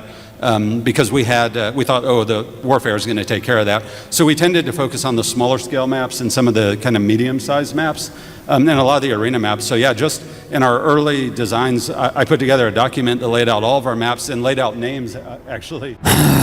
Dear Lord God, no why. I'd seen that clip before, hell, I'd used it before, but I never really understood why after a year, Jason Jones's super special awesome multiplayer extravaganza was nothing more than a single piece of paper. Well, now we know. It's because they were working on everything but the super special awesome multiplayer extravaganza. As Project Phoenix would close, turn into Project Gypsum, and take development resources away from Halo 2. Now I could go on and on and on ad infinitum about the development of Halo 2, but you know what? At the end of the day, after a horrific development cycle where the team was clearly split and not doing what they were supposed to be doing until basically the 11th hour, Halo 2 did ship, and to be fair, it is widely regarded as one of the best Halo games ever. Not that that's hard, but shipping Halo 2 wasn't the end of Halo 2's story. For starters, Bungie cut the entire third act of Halo 2. Quoting Marcus Letho here, "We were so obsessed with detail and quality overall, so whatever we were going to ship, we knew it was going to be something that played well. But we all know what it could have been had we actually had our shit together." Ah, classic Bungie.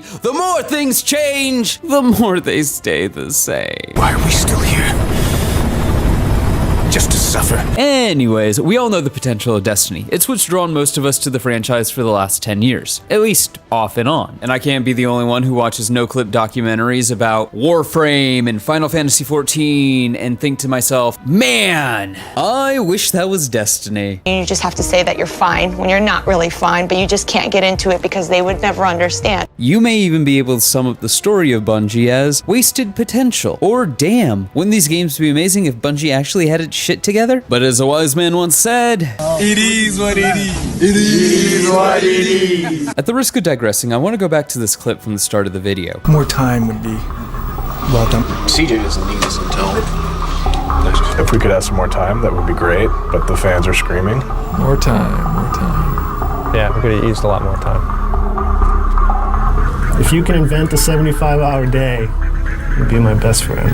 We're not asking to work shorter days. We're asking to work as hard as we're working right now, but just 2 weeks. It's an amazing thing to be part of. That many people want something so bad that they're willing to spend that, that time and that effort 7 days a week. It's tremendously hard.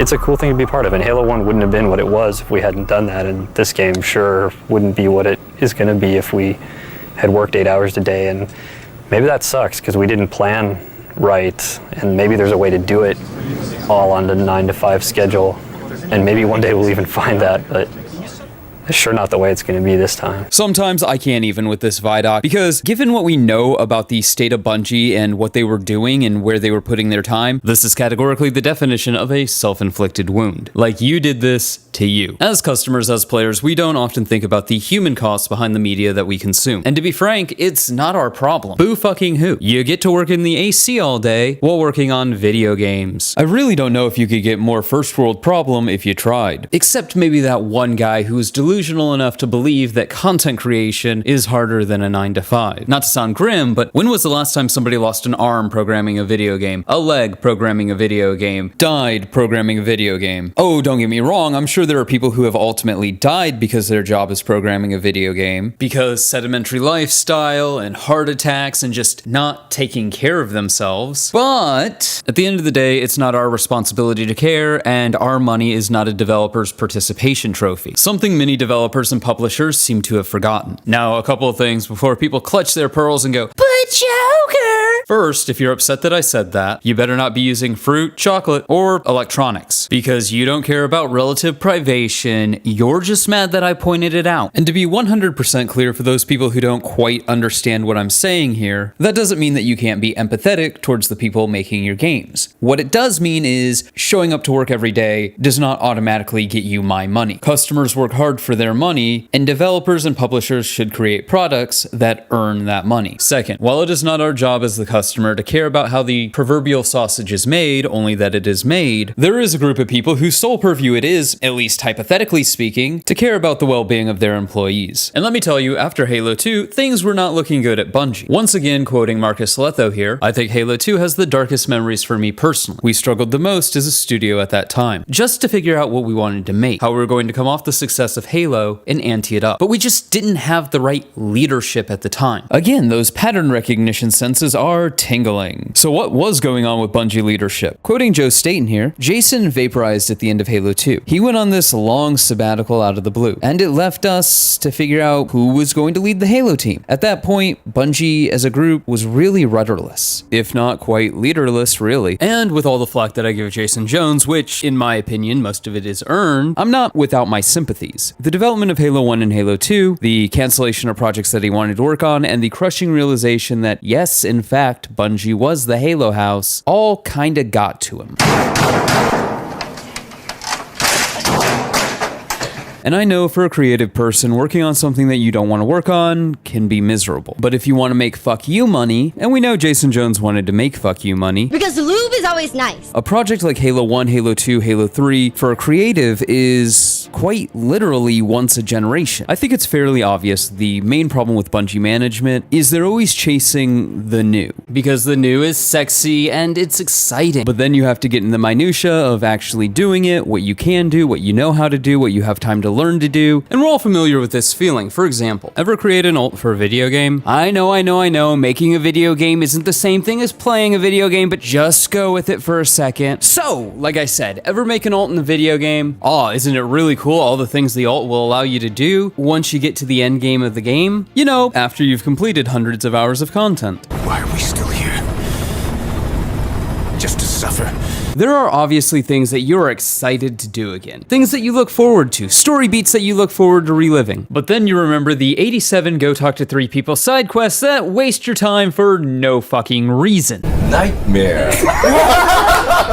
I mean, for fuck's sake, the world's actually... Anyways, the point that I'm poorly trying to make is there are things that you look forward to doing again. There are things that you look forward to doing for a first time. And then there are things you dread doing. And I think to various degrees, this is a pretty universal concept. But let's go ahead and take that idea further. Spend the better part of a decade working on Marathon, then go through all the drudgery that was working on Halo 1 and Halo 2. I don't think it's any coincidence that, to this point, meaning the development of Halo 2 and even the start of Destiny 1, each time that Bungie starts work on a new IP, it seems to be fantasy. It also seems to not be a first-person shooter. And again, I want to say that I'm sympathetic to this drudgery of the same shit, different day. Where Bungie ultimately loses my sympathy, however, is in the execution. They make all these deals with publishers for hundreds of millions of dollars, but more importantly, consumers invest. They invest their time, they invest their money, they support these studios. It's the only way that these studios can continue making money. And how are customers rewarded? With subpar products. Because somebody in management has Project ADHD? At a certain point, it just becomes malicious incompetence. Oh, but I digress. Take a drink every time I say that. Jason Jones had gotten to a point where he was just burnt out of the entire process. According to Marty O'Donnell, it was really hard to figure out who was going to lead Halo 3. Jason Jones had left. He said, "I can't do this again. I almost unalived myself." He didn't know if he wanted to make games anymore. He just took off. Continuing to quote Marty O'Donnell, the end of Halo 2 was horrible. I wasn't sure the team could stay together. It had been such a grind. Relationships went. Divorces happened. It was incredible. But after quite a number of months, and it became important for Halo 3 to get made. I don't know if incredible's the word I would use there. I mean, I guess technically it's not the wrong word, just incredible has a positive connotation to it. But here it's just, I don't know, kind of weird. Like, hey man, that's an incredible dumpster fire you have over there. Is that your relationship, your marriage going down the drain? Ooh-wee.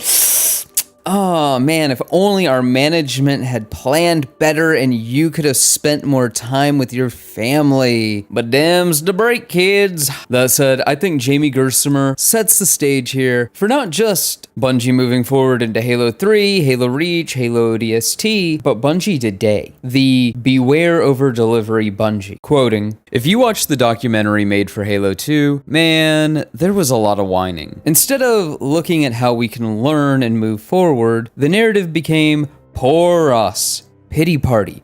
We all have PTSD. We can never let this happen again." That was a real changing point in the attitude of how we made Halo games, where we just kind of stopped pulling all the stops and really just going for it. Before, it used to be part of the culture to challenge people to do more. All of a sudden, it was, stop asking people to do more. Don't you remember what happened last time? It became really hard to break any new ground. I think that's when the turn the crank mentality started. And this isn't something that's just pervasive in Bungie to this day, it's something that Bungie developers have taken with them to other companies. I'm sure many of the people watching this video are familiar with a game called Concord. Sony's $400 million disaster piece was the talk of gaming for weeks. One of the reasons that it did so poorly was the developer culture of toxic positivity that apparently halted any and all negative feedback. This, of course, is behavior that falls in line with an earlier tweet from former community manager Dirty Effin' Hippie. If you dared to ask any questions about, hey, this doesn't seem right, you were instantly labeled anti-Bungie. Some members of LT didn't want a studio. They wanted a cult to worship their legacy.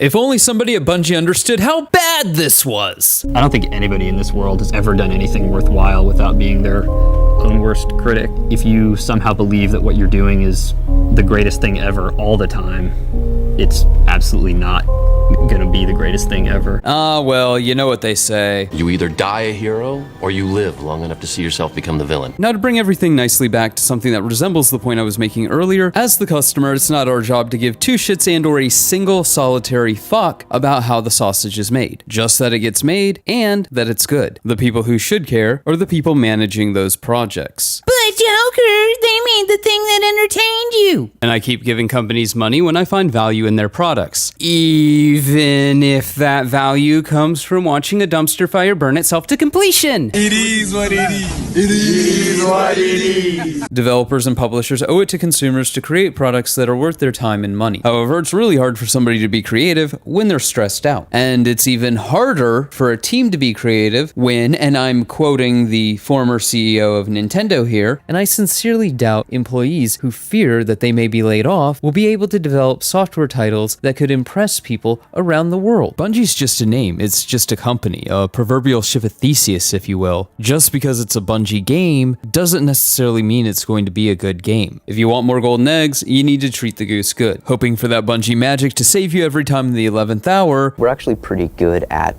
slamming stuff in right at the end.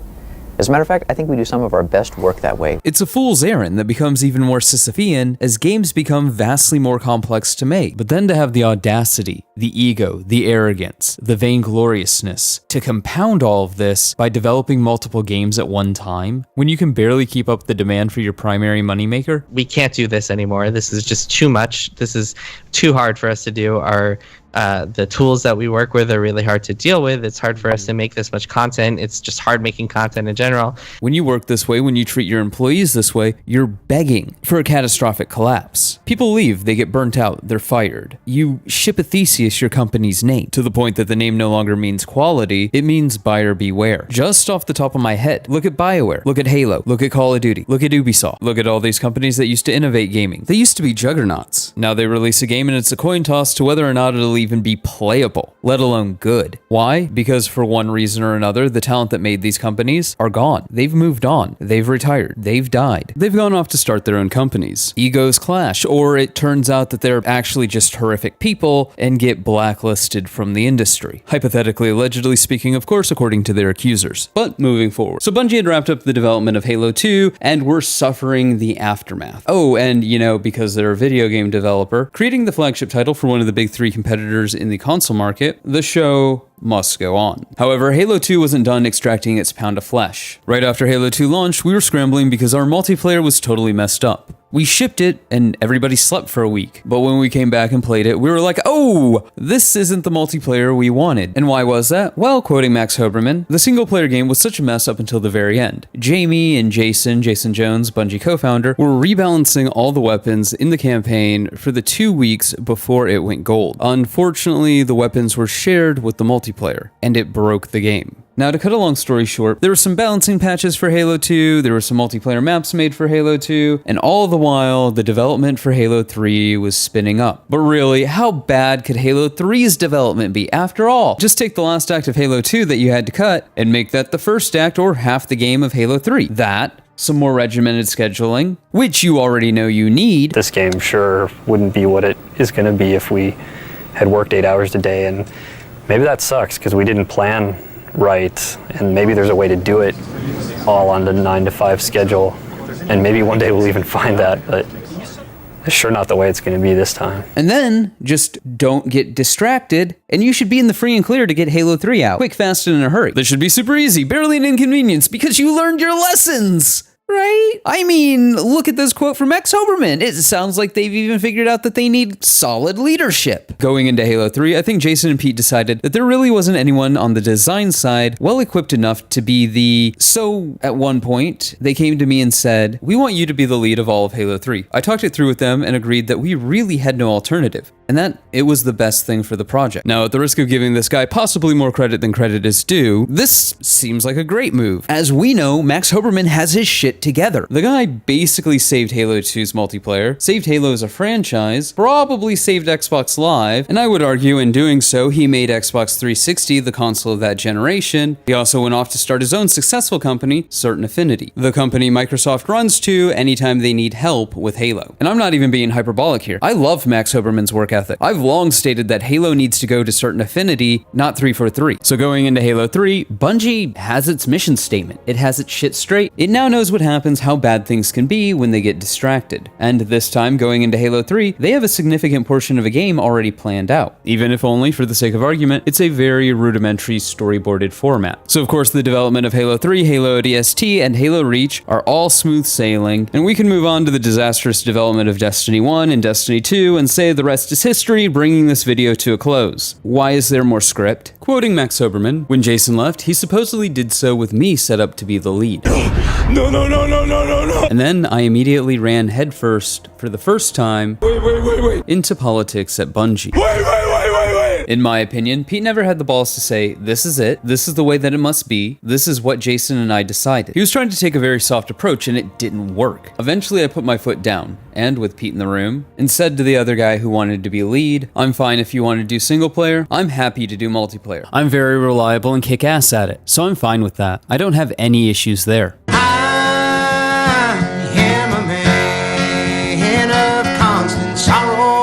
One job. You all had one fucking job. Now Max Hoberman, as the class act he is, didn't name names. But who fucked everything up? Well, Joseph Staten gives us kind of a peek behind the curtain. I think Paul had aspirations to be project lead. Jamie as well, probably. I realized that wasn't a fight I was going to win. You know, the same Paul Bertone who was working on a bunch of different projects.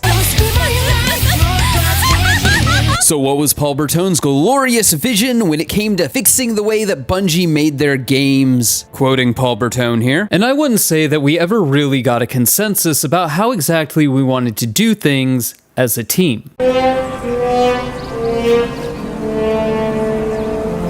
You're a team leader. That's your job. While I understand diplomacy in the design and creative process while making a video game, there comes a time where you have to go, It's my way or the highway. We're doing it this way. And it's not because you're some uncaring asshole or you think your way's the best way. It's because the jobs of hundreds of people rely on you to make a decision, stand by that decision, and move forward. And at the end of the day, indecision is still decision. Quoting Marty O'Donnell here, it was a clumsy start to Halo 3 in my opinion. We didn't really have a clear vision for what it was going to be, or clear leadership. It eventually worked itself out, but it was very, very messy.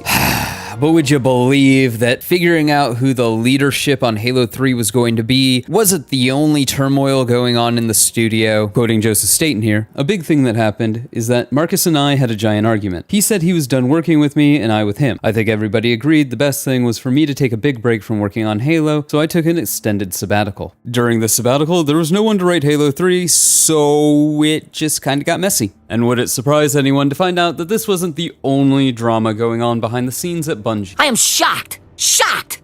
Well, not that shocked. It was clear that Bungie had chafed under the ownership of Microsoft, and they were trapped being the Halo house, forever destined to make one game, and one game alone. And maybe, just maybe, they would have been able to live with that, if the money was good. And I mean, like, Halo sold exceedingly well, so there's no reason that the money shouldn't be good, right? Well, a little context before we get into the quotes. So, back when Halo and Halo 2 were being made, profit sharing for things like video games just wasn't a thing. And as much as Bungie wanted to sell themselves as the quirky independent studio that just happened to be working with Microsoft to publish Halo, the reality is they were card-carrying Microsoft employees. Their job was to come in every day, day in, day out, and make Halo. So realistically speaking, like everybody at basically any other job anywhere on the face of the planet, they weren't entitled to anything other than their benefits and week-to-week paycheck. They traded the security of going it their own way and making all that profit themselves for the safety net that was Microsoft, but they wanted more. And you know what? Who could blame them? Halo was Xbox's flagship title, and they were the ones making Halo. And let's be real, let's be honest, let's be real honest. Microsoft's forays into making Halo since Bungie have not been even remotely successful, at least in the long term. And I, for one, applaud Bungie for trying to fight against Microsoft to get more money. But moving forward, now that you have a little context for how profit sharing was done back in the day and why Bungie believed they deserved more. So here's how Bungie decided to handle this. Quoting Marty O'Donnell again, Halo 2 was so successful that we hit our profit cap for the initial deal we had worked out with Microsoft on day one. That's when we started negotiating harder for better profit sharing for Halo 3. Things came to a head and we were advised that we could just tell them that we wanted Bungie back and we'd give you Halo 3 for it. But it got a little more complex than that. And we ended up doing 3 games, but only until an agreed end date where we'd stop making it. So Halo 3 starts development and you already have dick-waving contests about who's gonna lead the project. Then you have people getting into fights and leaving the project, all on top of this wheeling and dealing with Microsoft in the background. It's also got to be pretty demoralizing to see Halo 2 do so well, then look at your paycheck and go,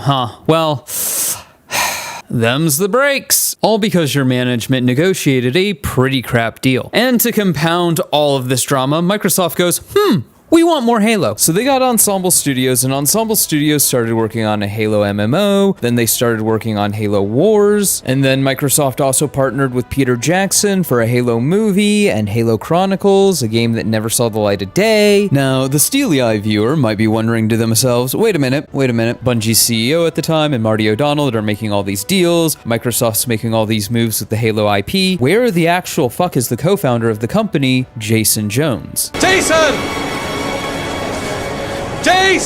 And normally you probably wouldn't think about any of this because there is an acting CEO. But Bungie has propagated this mythology around Jason Jones, that the secret sauce that makes Bungie Games flows from Jason Jones. Now, the fact that a bunch of fully functioning adults working day to day actually believes this bullshit speaks uncomfortably more to a cult of personality than anything else, but hey, fucking details. The long story short essentially boils down to, after Halo 2, Jason Jones went on sabbatical and wouldn't come back until around 2008 to 2009. When he did so, he would work with Jamie Gersimer on a project known as Dragon Tavern. That project would eventually evolve into Destiny 1. The reason this is relevant is because it demonstrates how Jason Jones just kinda sorta comes and goes as he pleases. All the while, a consistent underlining theme in the development of Bungie games and the shenanigans that goes on behind the scenes is a lack of leadership. Again, something that wouldn't be an issue if there there wasn't this cult of personality built around Jason Jones. Something that, in my opinion, seems to cripple Bungie when it comes to making competent decisions in the pursuit of developing their franchises. If you believe the special sauce of what makes your company successful flows from one individual, which I almost think you have to take on blind faith, more so when you consider Destiny 1's development. I mean, think about it. The game developed for 5 years, and then in the 11th hour, Jason Jones comes in and decides to reboot the entire project because he doesn't like what he sees. I think you have to believe that he knows or sees something that you're just simply incapable of. Because otherwise, you just wasted 5 years of your life for one person to come in and go, do it again. So now we've set the stage for Halo 3, Halo Chronicles, and Halo 4. But wait a second. Now, unless you're from some Mandela effect timeline where Bungie actually made all of those games, you might be hearing those titles and thinking to yourself, there's no such thing as a Halo Chronicles or a Halo 4 made by Bungie. The missions changed.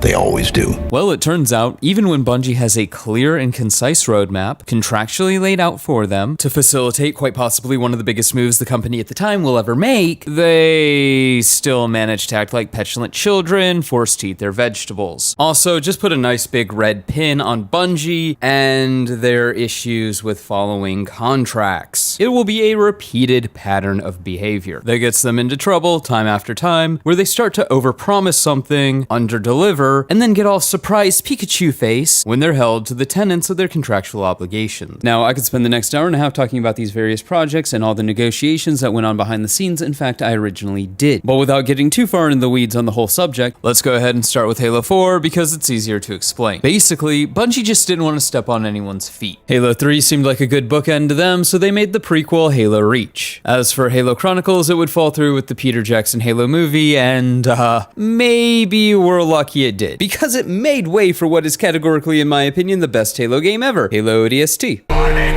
And yet, somehow, someway, through some Herculean leap in logic that us mere mortals will never be able to comprehend, Bungie went into creating this masterpiece, kicking and screaming, because they don't understand contracts. Yup. You heard me correctly. Knowing that Bungie had to make Halo ODST in order to break free from the yoke that was Microsoft's enslavement of them, I mean, forcing them to obey their contractual obligations, and allowing Bungie to go their own way and forge their destiny, they decided to drag their feet.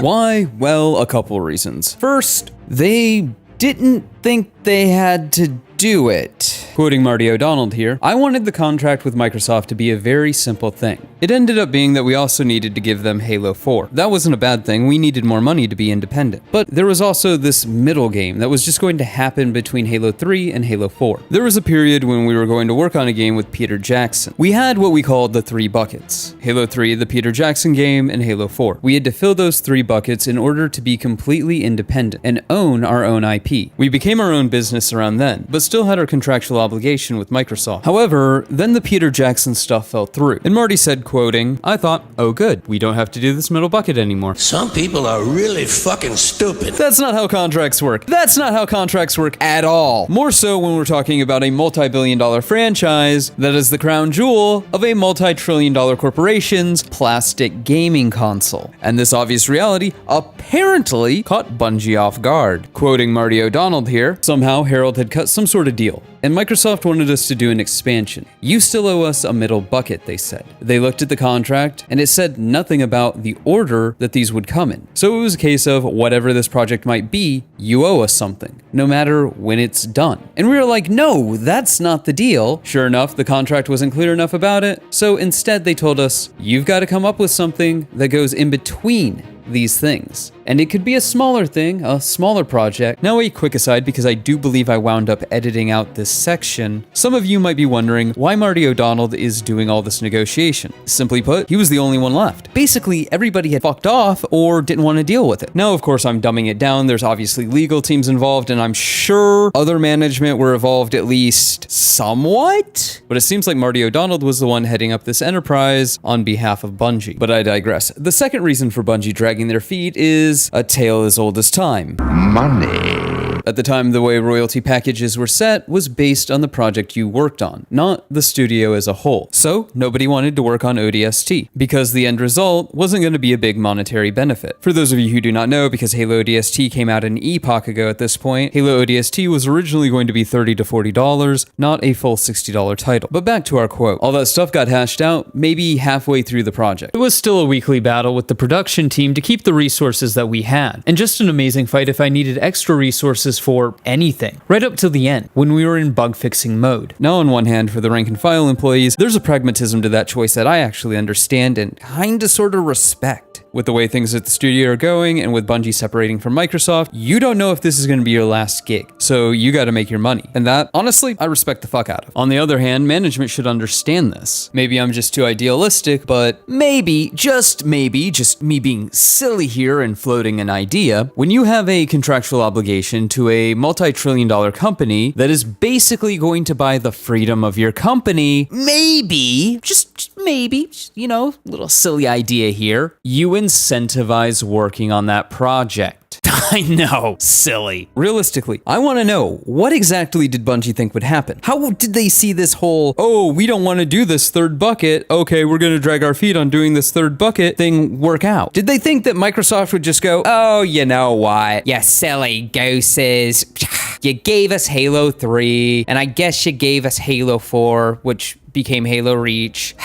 That's just fine. You go scamper off, you little scoundrels. No, at best, Microsoft would force them to make the game. At worst, Microsoft would see this as an opportunity to send a message to their other studios. Don't think you can get away from us. We always win. And sue Bungie into oblivion. And look, I know they eventually got around to making Halo ODST, but why all the melodrama? You know you have to do this. It boils down to this chip on our shoulder, we're independent, fuck you, you're the man, petulance. Which is ironic because when given the chance to be fully independent with Destiny, they immediately decide to engage in all the worst excesses of the gaming industry, complete with casting couches, hypothetically, allegedly, according to the accusers. And while that in and of itself would be clearly bad, this mentality of we're punk rock, we could do whatever we want, blah blah blah blah blah blah blah, is still very much in vogue at Bungie, at least according to former Bungie legal counsel. Quoting, much though it pains me to say this, it appears Sony inflicting some discipline on my former colleagues may have forced them to fix things that were wrong with their game, McGowan said. To be clear, I'm not talking about the layoffs. I'm talking about forcing them to get their heads out of their asses and focus on things like implementing a method of new player acquisition, not just doing fan service for the fans in the Bungie C-suite, and running the game like a business. Good. I still have friends in that environment, and I'd like them to keep jobs. This is the future I thought the company should embrace after the Sony acquisition. A studio, not an independent company. But there were a lot of egos for whom it was important to pretend nothing would change. I remember sitting there during the deal saying, do you think that Sony describes this as them getting to pay $3.6 billion for the right to have no input on what Bungie does? That was exactly what a lot of people thought. I guess they've been given cause to understand that's not how things work. Good. The changes described in this article are the things that you should do to run a franchise. Not to keep making the game you and your friends have mastered, or to chase trends. But once again this video, we are getting ahead of ourselves. Regardless of what Bungie believed they would be able to get out of, Halo ODST and Halo Reach were made. Now, you'd think that this would bring us to 2010-2011 when Bungie goes dark and starts developing Destiny 1. But not quite. Earlier, when I sent down the context for what Jason Jones was doing, I said that he came back and started working on a project called Dragon Tavern. This project, which would evolve into Destiny, would be the project that all of Bungie was, whether they wanted to or not, forced to rally around. Well, at least in the beginning. We'll get to that. At this time, Jason Jones had the most power at Bungie. Despite not being the president, he was the majority shareholder, and his vision of the studio was his alone to decide. Ultimately, Jason got his way with the studio's next project, and worked with Gersimer to combine his ideas with Dragon Tavern that would ultimately become Destiny. This little bit of history I think is more important than people realize, because it shows that Bungie is, for better or worse, at the whims of Jason Jones, something that we've already seen bite them in the ass over and over and over again, and will apparently continue to bite them in the ass going forward with Destiny. Now, before we get into the development of Destiny 1 and Destiny 2 proper, Bungie needs a sugar daddy. And of course, they jump right into bed with Activision. Huh, well, I think they call that in the business foreshadowing. After all, it's not like Activision Blizzard's indiscretions were secret. Even in the early 2000s, Activision Blizzard already had a reputation for being anti-consumer and running franchises into the ground. So I find it really hard to believe that Bungie didn't know what they were getting into when they got into bed with Activision Blizzard. And boy oh boy was the contract between Bungie and Activision Blizzard ambitious to say the least. In 2010, Bungie agreed to produce 4 Destiny games, 4 large Taken King-sized expansions, and 16 pieces of DLC to go between game releases and expansion releases.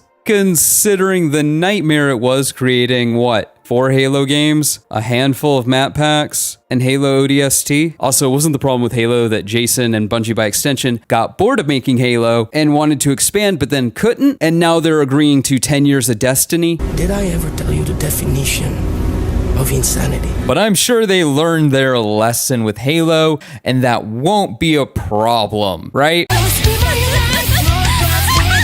Oh yeah, lest I forget, they're agreeing to do all of this before they've even created the tools to develop Destiny. For those of you who do not know, the Tiger engine wouldn't be complete until 2012, and during this time, they were trying to figure out if they should shop around for an engine and just pay a licensing fee, or build something in-house. So they didn't even know what their tools would look like when they agreed to all of this. Some people are really fucking stupid. But I'm sure everything will be hunky-dory, and they'll just rely on that old Bungie magic and wing it like usual. We can't do this anymore. This is just too much. This is too hard for us to do.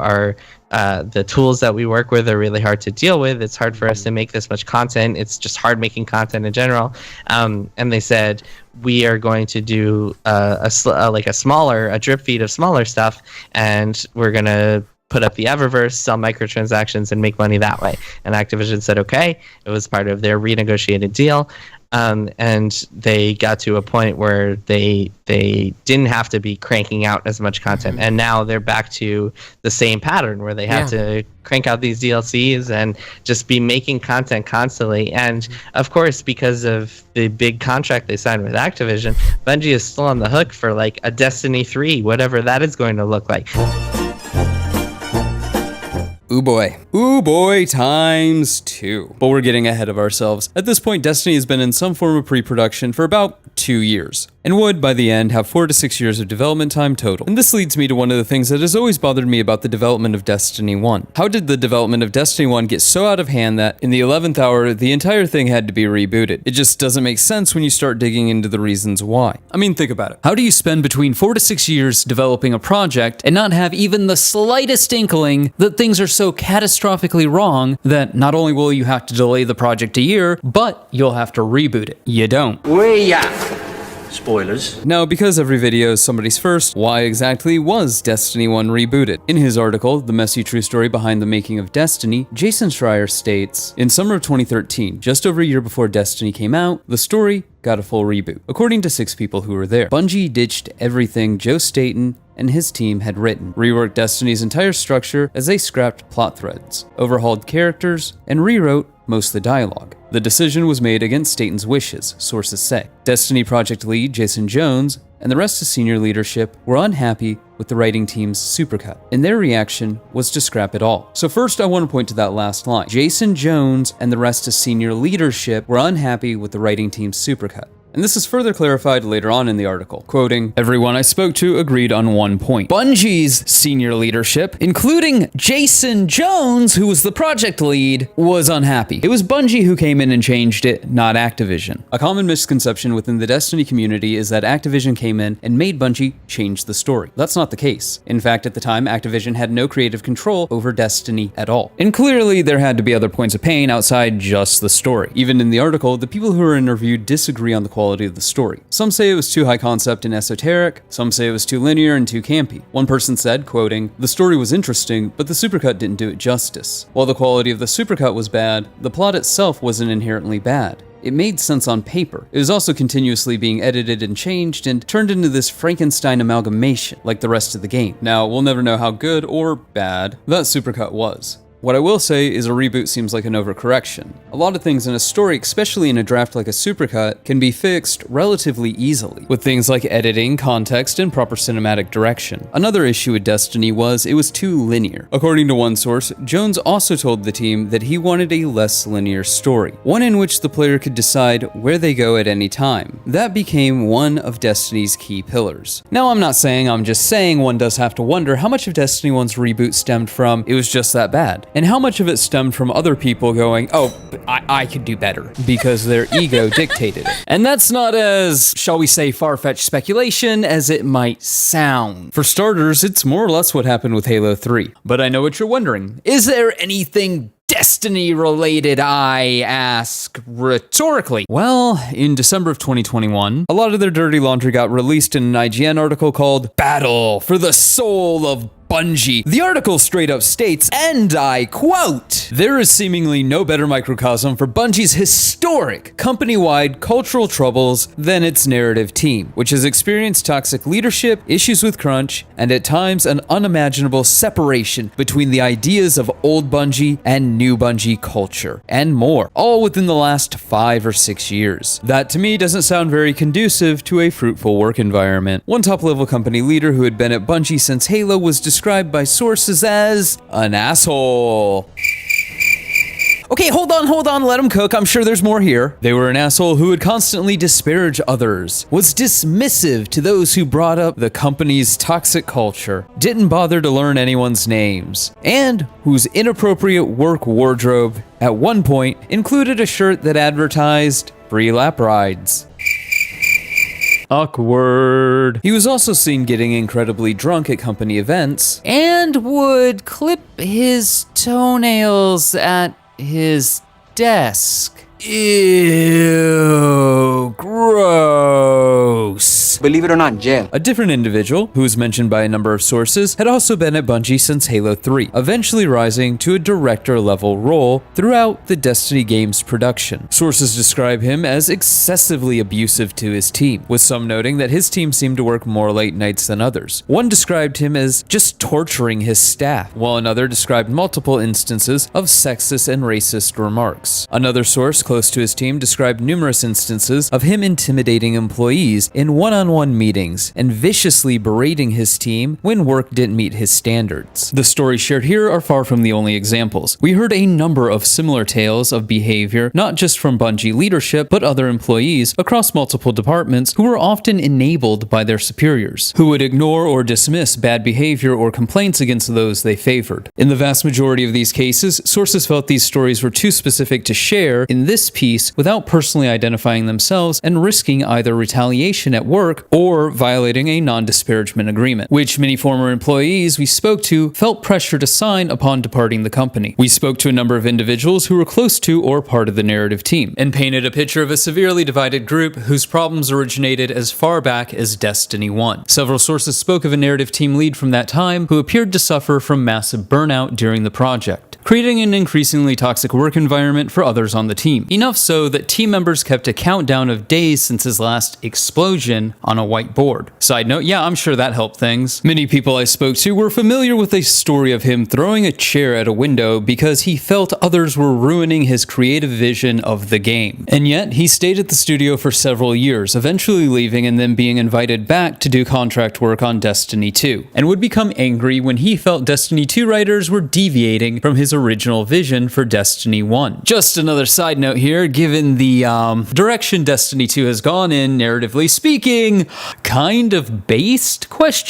Back to the article. One source told a story of him yelling at her over the phone so aggressively that she was brought to tears, and she subsequently refused to be on phone calls with him without a third party present. So we know that this wasn't Joseph Staten, because Joseph Staten was off working at Microsoft, not on 343, but on his robot game or whatever. So clearly, whatever vision this dude had for Destiny wasn't the original vision of Destiny 1. It was his vision. But how did his vision become the vision that supplanted Joseph Staten's? I wonder, I sit here all wonder, could it have been he thought he knew best, even all the way back in the days of Destiny 1, and when the supercut was a little sketchy, instead of doing the practical thing and figuring out what the points of contention for the campaign were and ironing that out via editing, cinematography, dialogue, exposition, you know, the tools of the portrayed. Instead, it seems to me, it just seems like this would be the type of person who used the supercut not being well received as a jumping off point to push their own agenda, their own story, and try to advance within the company, hypothetically, allegedly speaking, of course. But back to the article. Crunch was exacerbated by the constant need for revisions and last-minute changes, often worsened by the constant conflict over who had control of the story. Creative direction overall was fraught, due to the pull of different groups and powers at the studio. Some of Bungie's old guard were especially precious about the vision of Destiny 1, and reluctant to change anything about the tone, characterization, or direction of the story as the game moved into Destiny 2, and its subsequent expansions. This was especially frustrating for the team in cases where that vision had never been explicitly defined in the game or elsewhere, but only existed as ideas in the heads of people who no longer worked in narrative. One more side note, I don't blame people being upset about the creative direction of Destiny 2. Destiny went from being this Lovecraftian, post-apocalyptic story of survival and the human spirit to being this fucked up Frankenstein amalgamation of millennial writing, Steven Universe, My Little Pony's Friendship and Magic, and Guardians of the Galaxy fanfiction all mushed together. I mean, how dare the old god of Bungie not like the current narrative direction of Destiny 2? Of course, there's always three sides to any truth. Your story, my story, and the truth. While on one hand, these anonymous people will talk about the stories that these people that they don't like that are no longer with the company would push, they also tip their own hand by telling us the stories that they want to push and that they want to see. The clashes of these different interests caused further troubles as underrepresented writers and allies on the team endeavored to make Destiny's story more inclusive and thoughtful in its portrayals. Those familiar with the writing team were aware of numerous scenarios where higher-up male narrative team members wanted to portray women in ways that were degrading, tone-deaf, or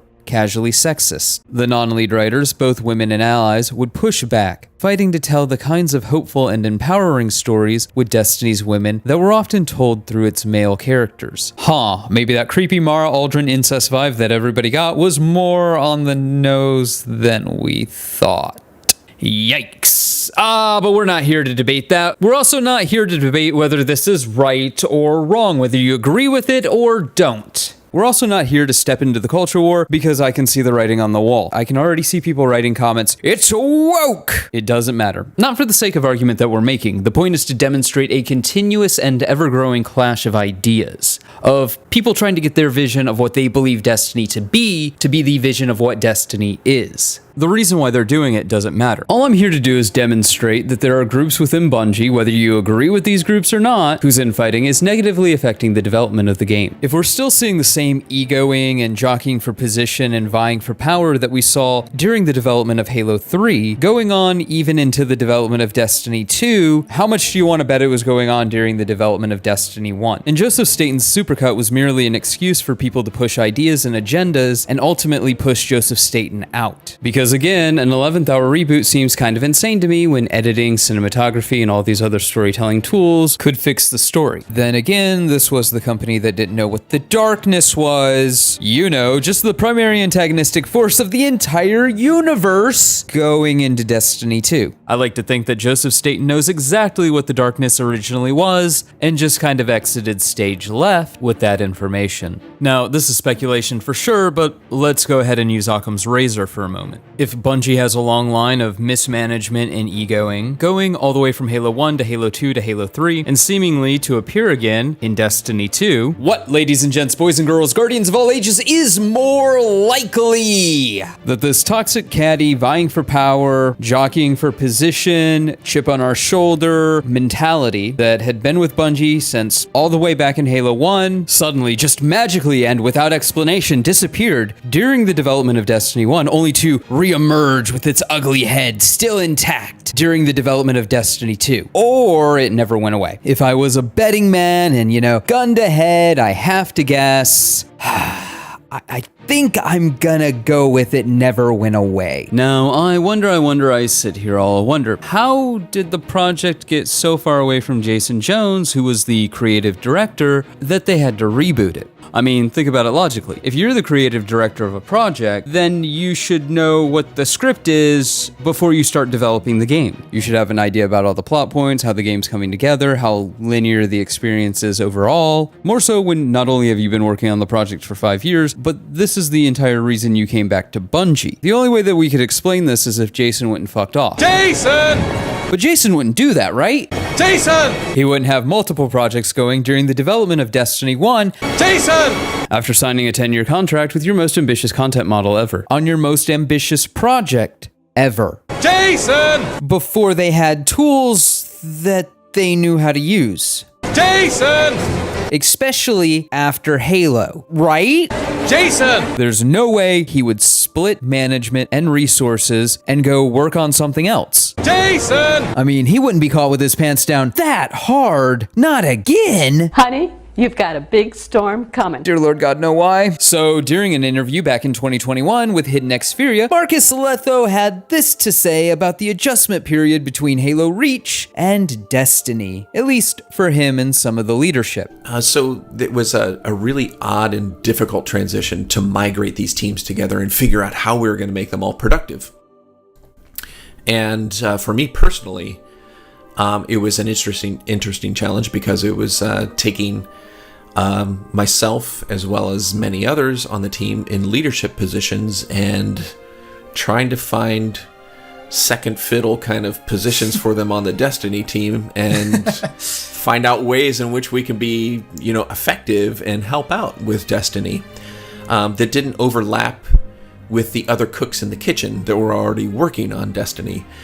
And so I found myself at that point, that's when I was like, okay, I don't know how long I'm going to stay here at Bungie, but I think what I'm going to do is try to engage myself and help out in some meaningful way. And I wasn't there, I don't think, for more than 9 months before I decided to part ways with Bungie, because it was pretty clear to me that Destiny was something that I wasn't really connected to, and it was something that I wanted to do well, but I didn't want to be someone who was going to drag it down in any way, shape, or form. So I decided I would part ways amicably with the studio and think about what to do next. And so I did for a little while. Bungie convinced me to come back for a short bit, and I actually worked on a small back burner project with a small team. Okay.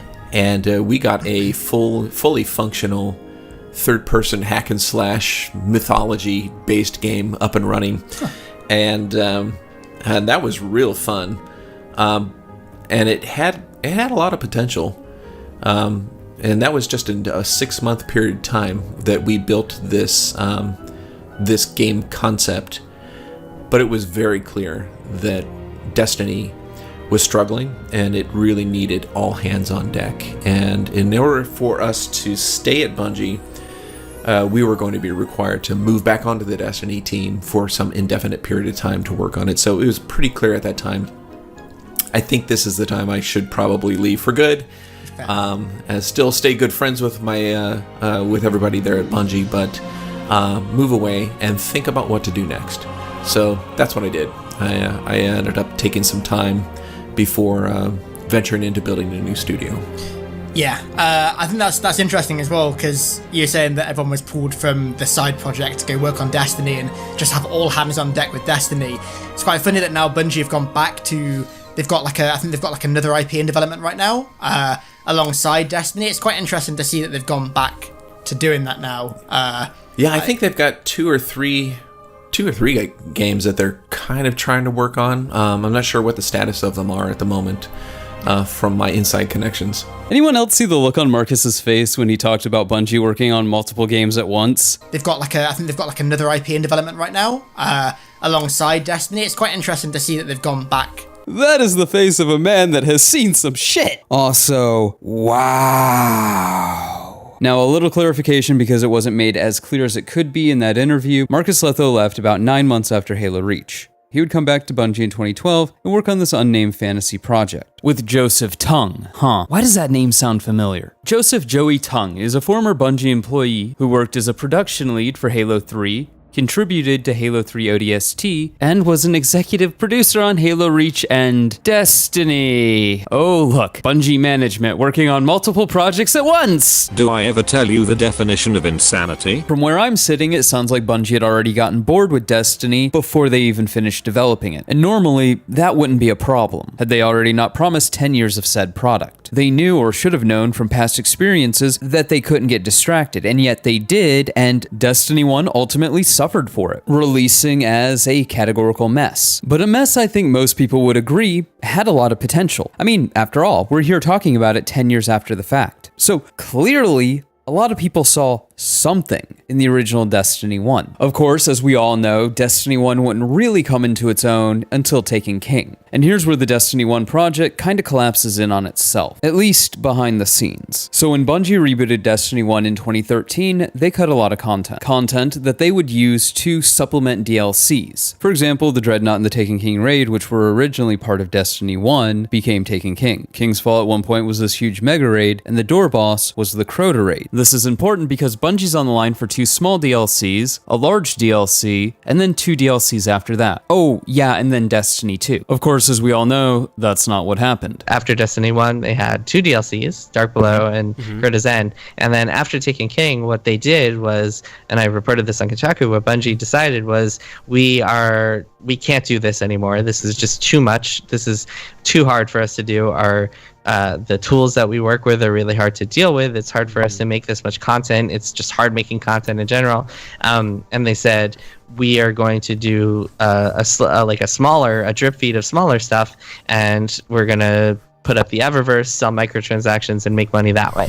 And Activision said, okay. It was part of their renegotiated deal. Now I know what you're thinking. Bungie knew that they had this contract. They also conveniently had all this cut content. As we know, a lot of that cut content would be repurposed into Crota's End, House of Wolves, and the Taken King. So Bungie more or less had a buffer. And yet, we all know how this story ends. Destiny 1, Dark Below, House of Wolves, and Taken King all release. Meanwhile, during this time, Destiny 2 is in development, or should be, along with 2 other DLCs, Vex Void and Forge of Gods. When Bungie renegotiated their contract, these 2 DLCs were cancelled, but the content in them wasn't just thrown away. The PvP maps, for example, would be bundled with Rise of Iron. Some of Vex Void's cinematics would be used years later in Destiny 2 for Season of the Undying. And I guess most relevant to this time frame, Mars, which was expanded for Comet or Vex Void, would be handed off to High Moon Studios and become Io in Destiny 2. But before we can get to Destiny 2, Destiny 2 has to undergo a reboot, be delayed a year, and Bungie has to put something in that spot, which is where we get Rise of Iron, the DLC that Destiny forgot. I mean, like, seriously, how hard would it have been to have the Rise of Iron Cosmodrome? No, we're not doing that. That path leads to ranting. We're already 2 hours in, so things have been hard for Bungie and Destiny, but honestly, at this point, they have the perfect storm. I mean, think about it. Destiny 1 released, and they had all this cut content that they were able to turn into DLC. Then they were allowed to renegotiate their contract so that they didn't have to do Vex Void or Forge of Gods. On top of that, they've had plenty of time to start developing Destiny 2, and they have Satellite Studios helping them with the development of Destiny 2. Satellite Studios that are using somewhat already developed content to make content for Destiny 2. So they already have a head start. This is, after the disastrous development of Destiny 1, the time where Bungie should really be getting their shit together and developing the game they allegedly wanted to.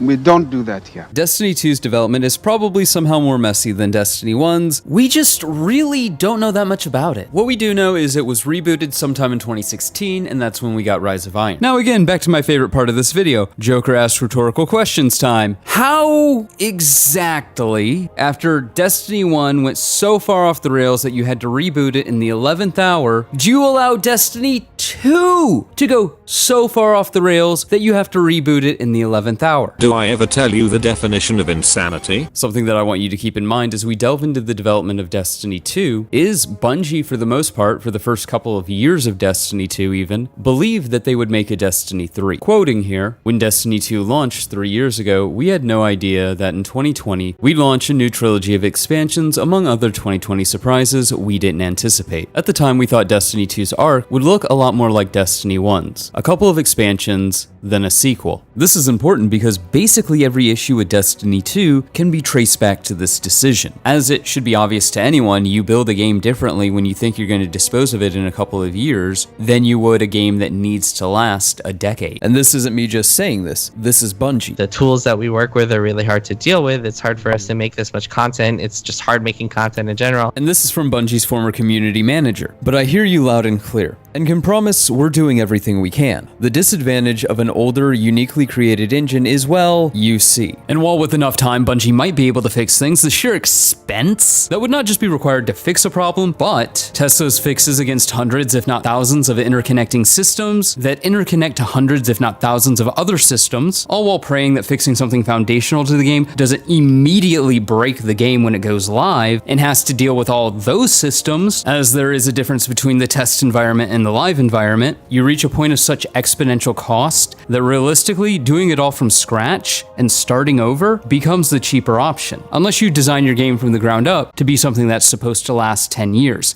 not 2. And even then, that's not a guarantee that the foundation of your game will necessarily stand the test of time. Final Fantasy XIV is a great game, I love it, but holy shit, that spaghetti code is a mess. At least according to the developers. In the case of Destiny, this is probably why Destiny is hemorrhaging so much money, other than players falling off, which we'll talk about later. And it's not like Bungie hasn't talked about this. Bungie's lead engineer had this to say on the subject. This all would have been much cheaper if we'd considered it at the system design stage. Enforced more modularity around things we might want to make secret in the future. But we had a lot of other priorities on our minds back then, and didn't foresee the future value of secrets and surprises. But Joker, that's just talking about hiding things in the API. And you're absolutely correct. If it's too hard to hide things in the API, if it's too expensive to reconfigure things in the Destiny engine to hide those things, then how expensive or how hard would it be to make any significant foundational changes? Let me put this another way. How long did it take us to get an LFG in the game? Destiny 2, from what we understand, came together in about 16 months after the reboot. They really didn't have a ton of time to work on this game, so it was like a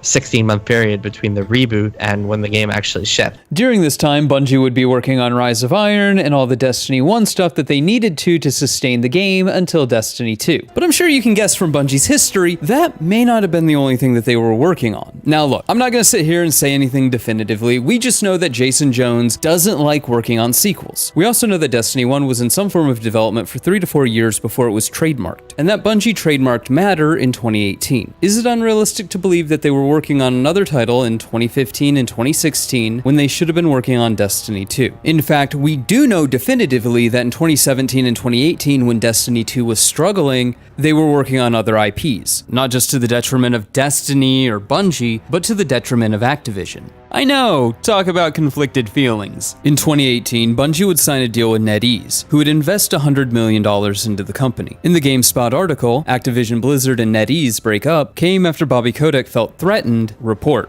That's a mouthful that just rolls right off the tongue. In this article we read, the report noted that tensions had been building between the two companies before the contract renewals, with NetEast executives believing that Kotick had made unreasonable demands over the years. In 2018, NetEast invested $100 million into Bungie to make a non-Destiny game.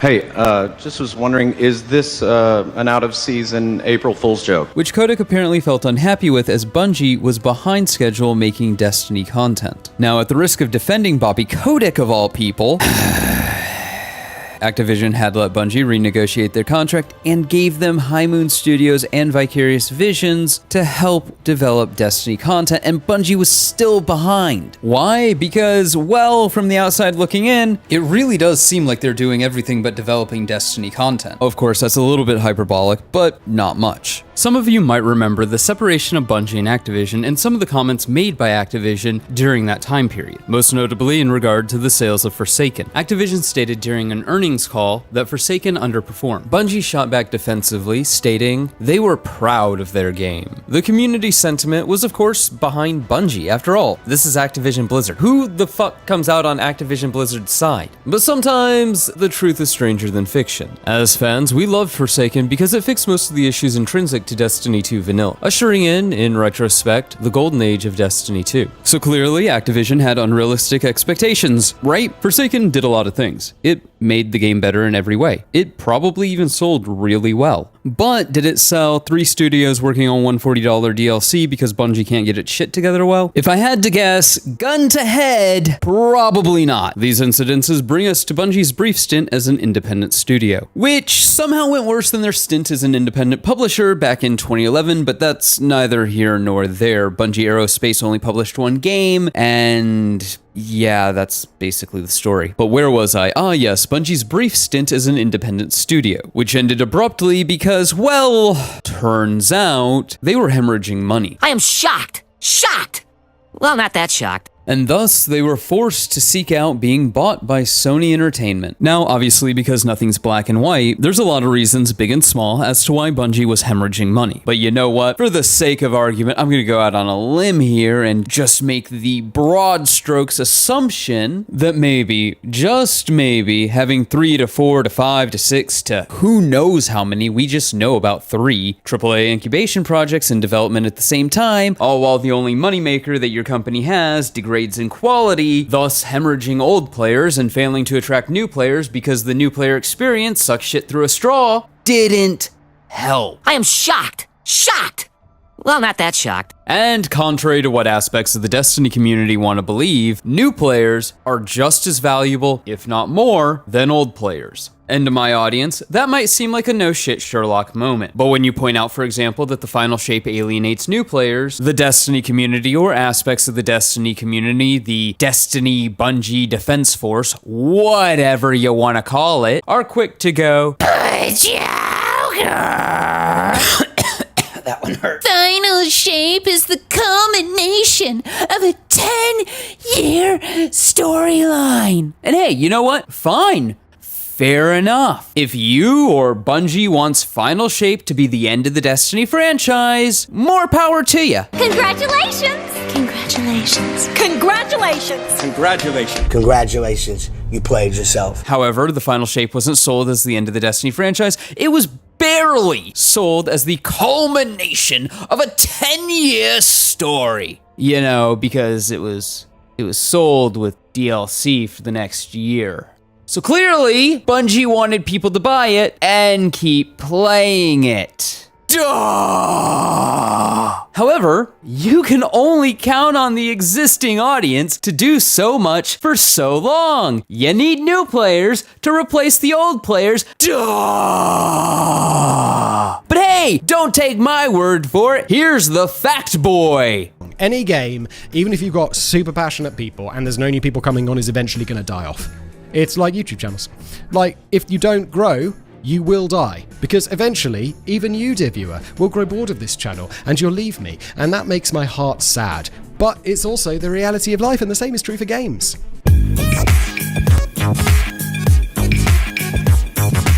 And it's not like I'm sitting here espousing the wisdom of the ancients. This is Game Development 101. But you want to know what's really, really unironically funny to me? While apparently the management at Bungie doesn't understand this, the blood-sucking lawyers do. Do the thing.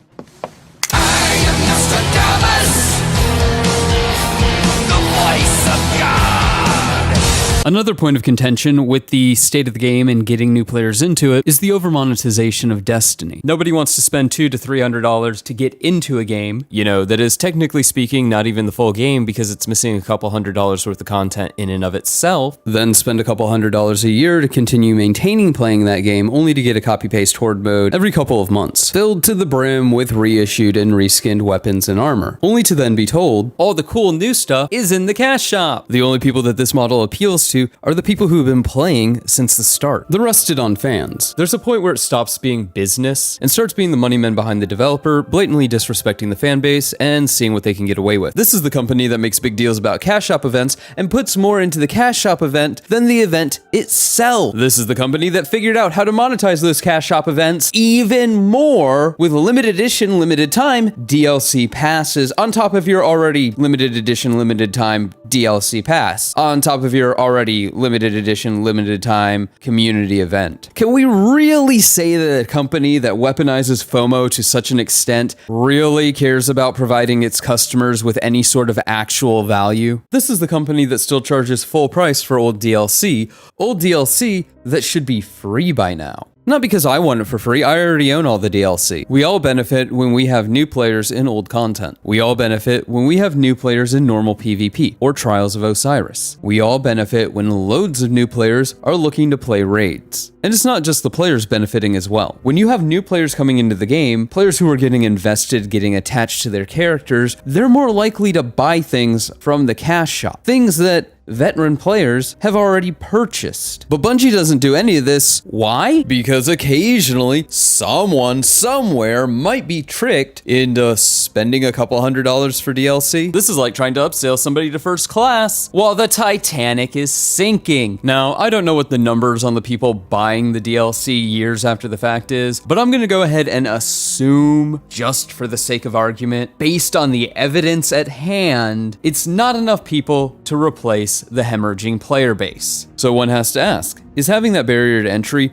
really the smartest move? More so when you go around advertising your game as free to play. But Joker, I hear you cry out, it just sounds like you want something for free. The problem is, that's just incorrect. And I think it would be incorrect for most players of the game. I think, like everybody, I just want more value for my money. And if giving away old DLC that hardly anyone's paying for brings new players in and stops the hemorrhaging tide of players leaving the game, then that makes the game a better experience for you, for me, for all the rest of players. This all seems very obvious when I say it. So why isn't Bungie doing it? Why is Bungie nickel and diming the players? Is it because without doing that, Destiny simply isn't profitable? Or is it because Bungie keeps spending millions upon millions of dollars on incubation projects that'll never see the light of day, and so Bungie's not profitable? Bungie not being profitable and Destiny not being profitable are two very different things. One is the fault of the current state of the game and can be fixed by reinvesting in the game. The other is a gross mismanagement of company resources by the people who get to keep their job when shit hits the fan. Even though more often than not, they're the reason that we're in this mess to begin with. But hey, fucking details, am I right? And it should be blatantly obvious why that matters. If you're a rank and file employee and you're not given the resources you need to do awesome things with the franchise that is making your company money, and then you see the franchise start to fail and fail and fail even more, and you're like, hey, can we get some more resources? Please, sir.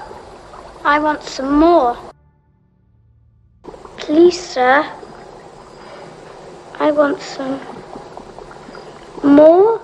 But then you're told no, and you watch all these incubation projects take off and fail. Then you watch all your friends get fired while your boss is buying millions of dollars worth of cars. I don't think it takes a psychic to predict that's going to be pretty shit for morale. And once again, to paraphrase former CEO of Nintendo, when your employees are staring down a death march of development for fear that they're going to be fired, they're probably not going to make products that inspire people to buy their games. Now, this last 5 to 10 minutes might seem like a tangent, but it all feeds back into itself. Think about it. If you're nickel and diming the player and making the new player experience so expensive that people just go play other games, you run into a situation where people leave the game for whatever reason, often that reason being the quality of the game and the continued nickel and diming of the players. And normally this wouldn't be a problem because new players would just replace those old players. Except that's not what's happening. New players see the $150 to $200 buy-in cost of the game and they go play something else. This arguably puts Bungie into a weird position, one where investing more time and effort into Destiny becomes a larger and larger gamble. And so they start trying to develop the next big thing, which takes even more resources from Destiny and puts even more burden on Destiny to make money, which then does what? Push old players out because they get sick and tired of getting nickeled and dimed, but then you also don't have old players being replaced by new players because the cost of the game just keeps getting higher and higher. And I think we've long past reached the point where Bungie's business model is just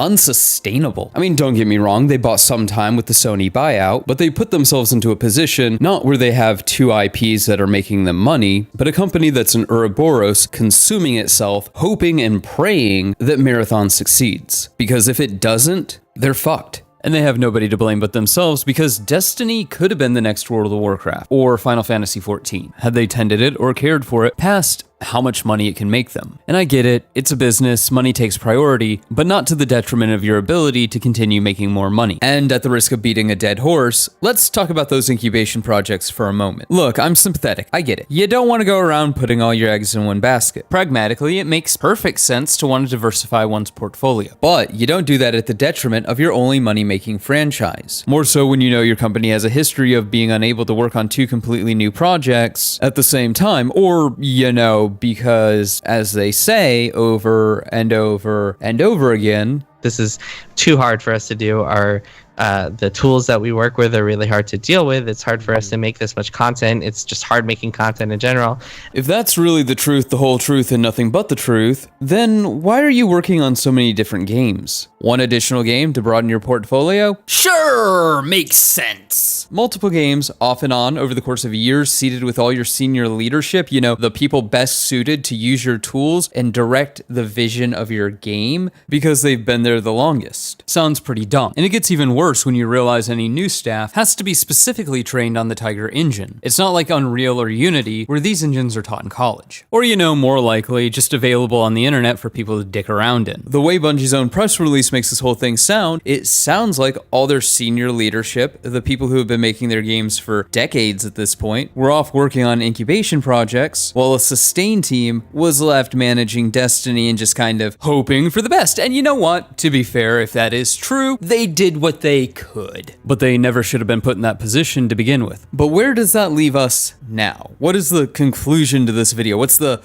end statement? Bungie has dug themselves a hole, and I'm not necessarily sure how they get out of it. According to Bungie, and you know this silly little thing called history, Destiny 2 can only expand so far before Bungie has to make some really hard choices. A, sunset a bunch of DLC, or B, make Destiny 3. I guess there's option C, where they let the franchise die if Marathon takes off, but, well, I would think that that's an option fans of Destiny don't really want to see. There's also the option where Sony comes in and cleans house, but I don't necessarily know if they can do that, at least on the upper managerial level. I guess there's also the option where things go tits up. Again, not ideal. But where does that leave us, Bungie, and Destiny? Because, honestly, thinking about it, there's not many avenues that Bungie has. What is the next big thing for Destiny? The next big thing is Destiny Frontiers, where we boldly go where no guardian has gone before. Dun, dun, dun, dun, dun, dun, dun. Something like that. There's a presentation, they kind of talked in circles. We don't know any of the important details, like the size of the DLC. Oh yes, sure, they said it was Rise of Iron size. The size of these is similar to like Rise of Iron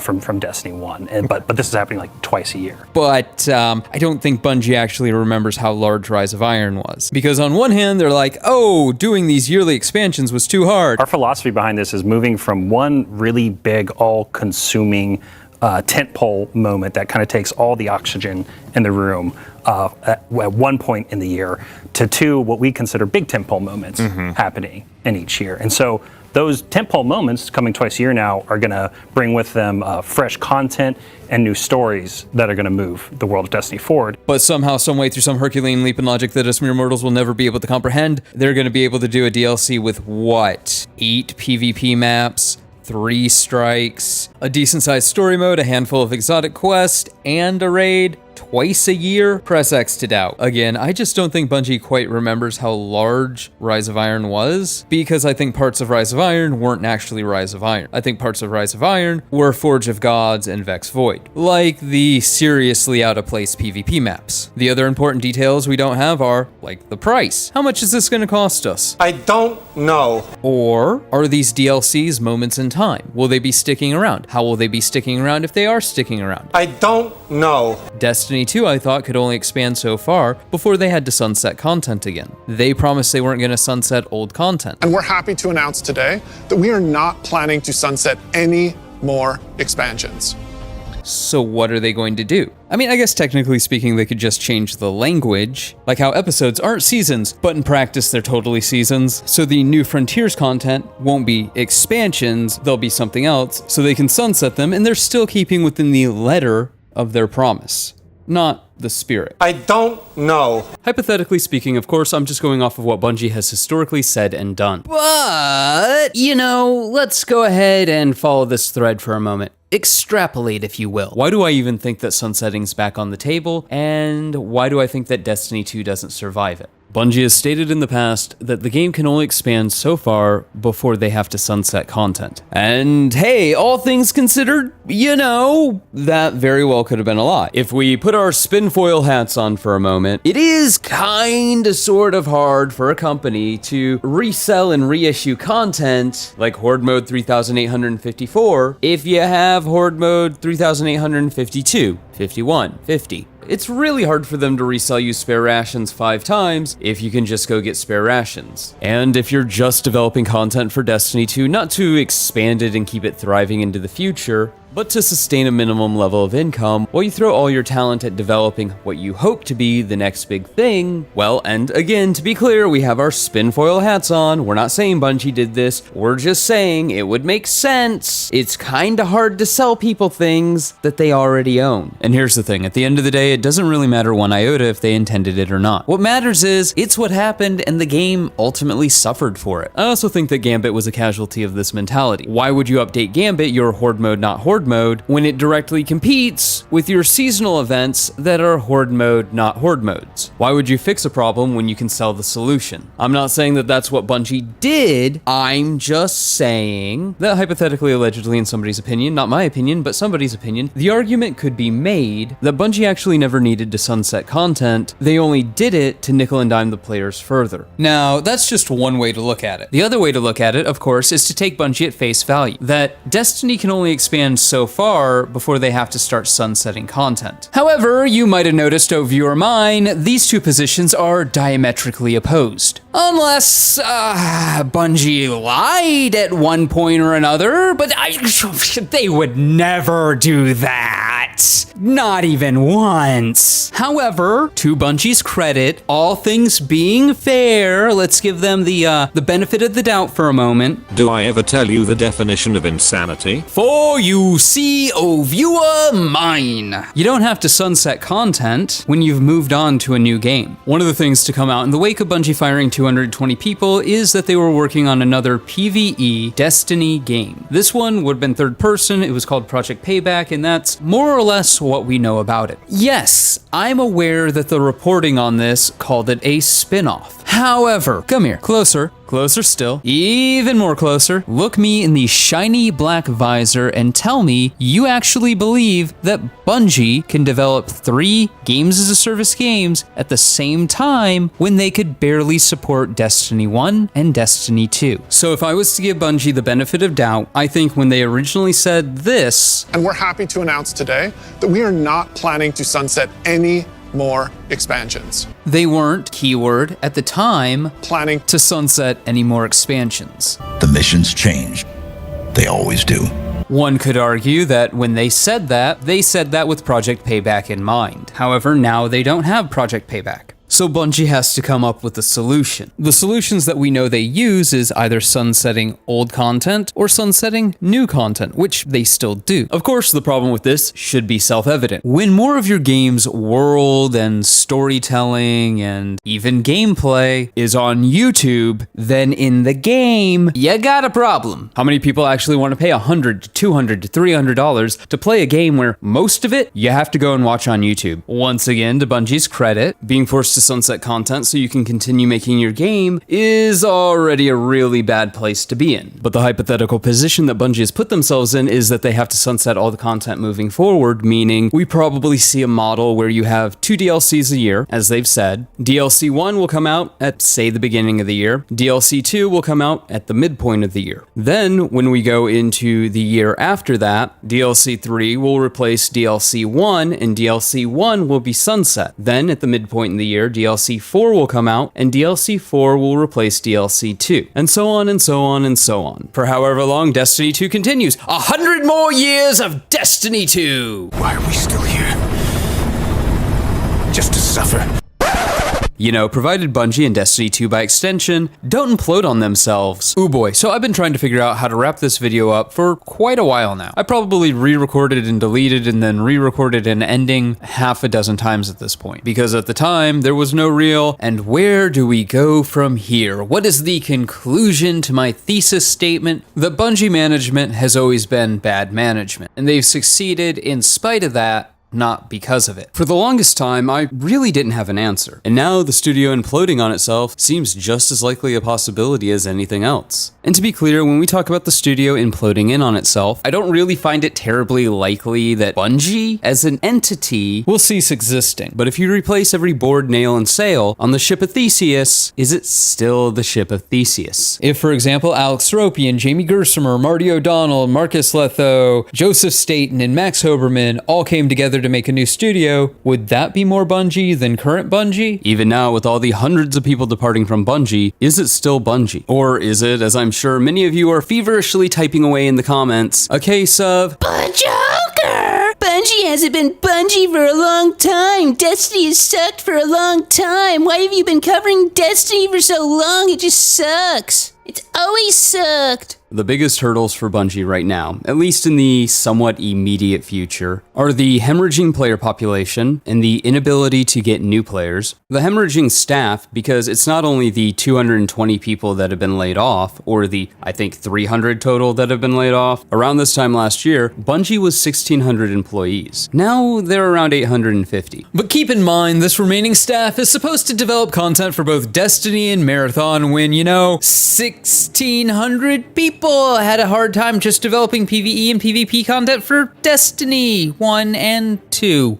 Remember, there was a time when Destiny went, 2-3 years without any significant PvP updates? But hey, they fixed that now that they have only half the staff that they had. Shh, don't ask questions. The other large hurdle that Bungie is facing is the Christopher Berrett lawsuit, which I've already spent a ton of time talking about, so I won't waste any more time talking about it here, except to say that it really boils down to how much money is Sony willing to lose. Not Bungie, but Sony. While you and I can look at the 81-page lawsuit and go, this is ridiculous, because it is, it's also an impressive Hail Mary. What do I mean? Well, his argument basically boils down to a discovery nightmare for Bungie. See, if we look past the actual accusations and to the HR and PR bullshit that Sony's going to have to deal with if this lawsuit goes to discovery and trial and its contents become public record, Sony will be under scrutiny to do something about Bungie. Now, because every video is somebody's first, and if this is your first video, hi, you've picked a hell of a time to join us. Why is Sony cleaning house such a big deal? I mean, isn't that what we want? Bungie to be flourishing without the bad management I've been talking about for the better part of 3 hours? Were it so easy.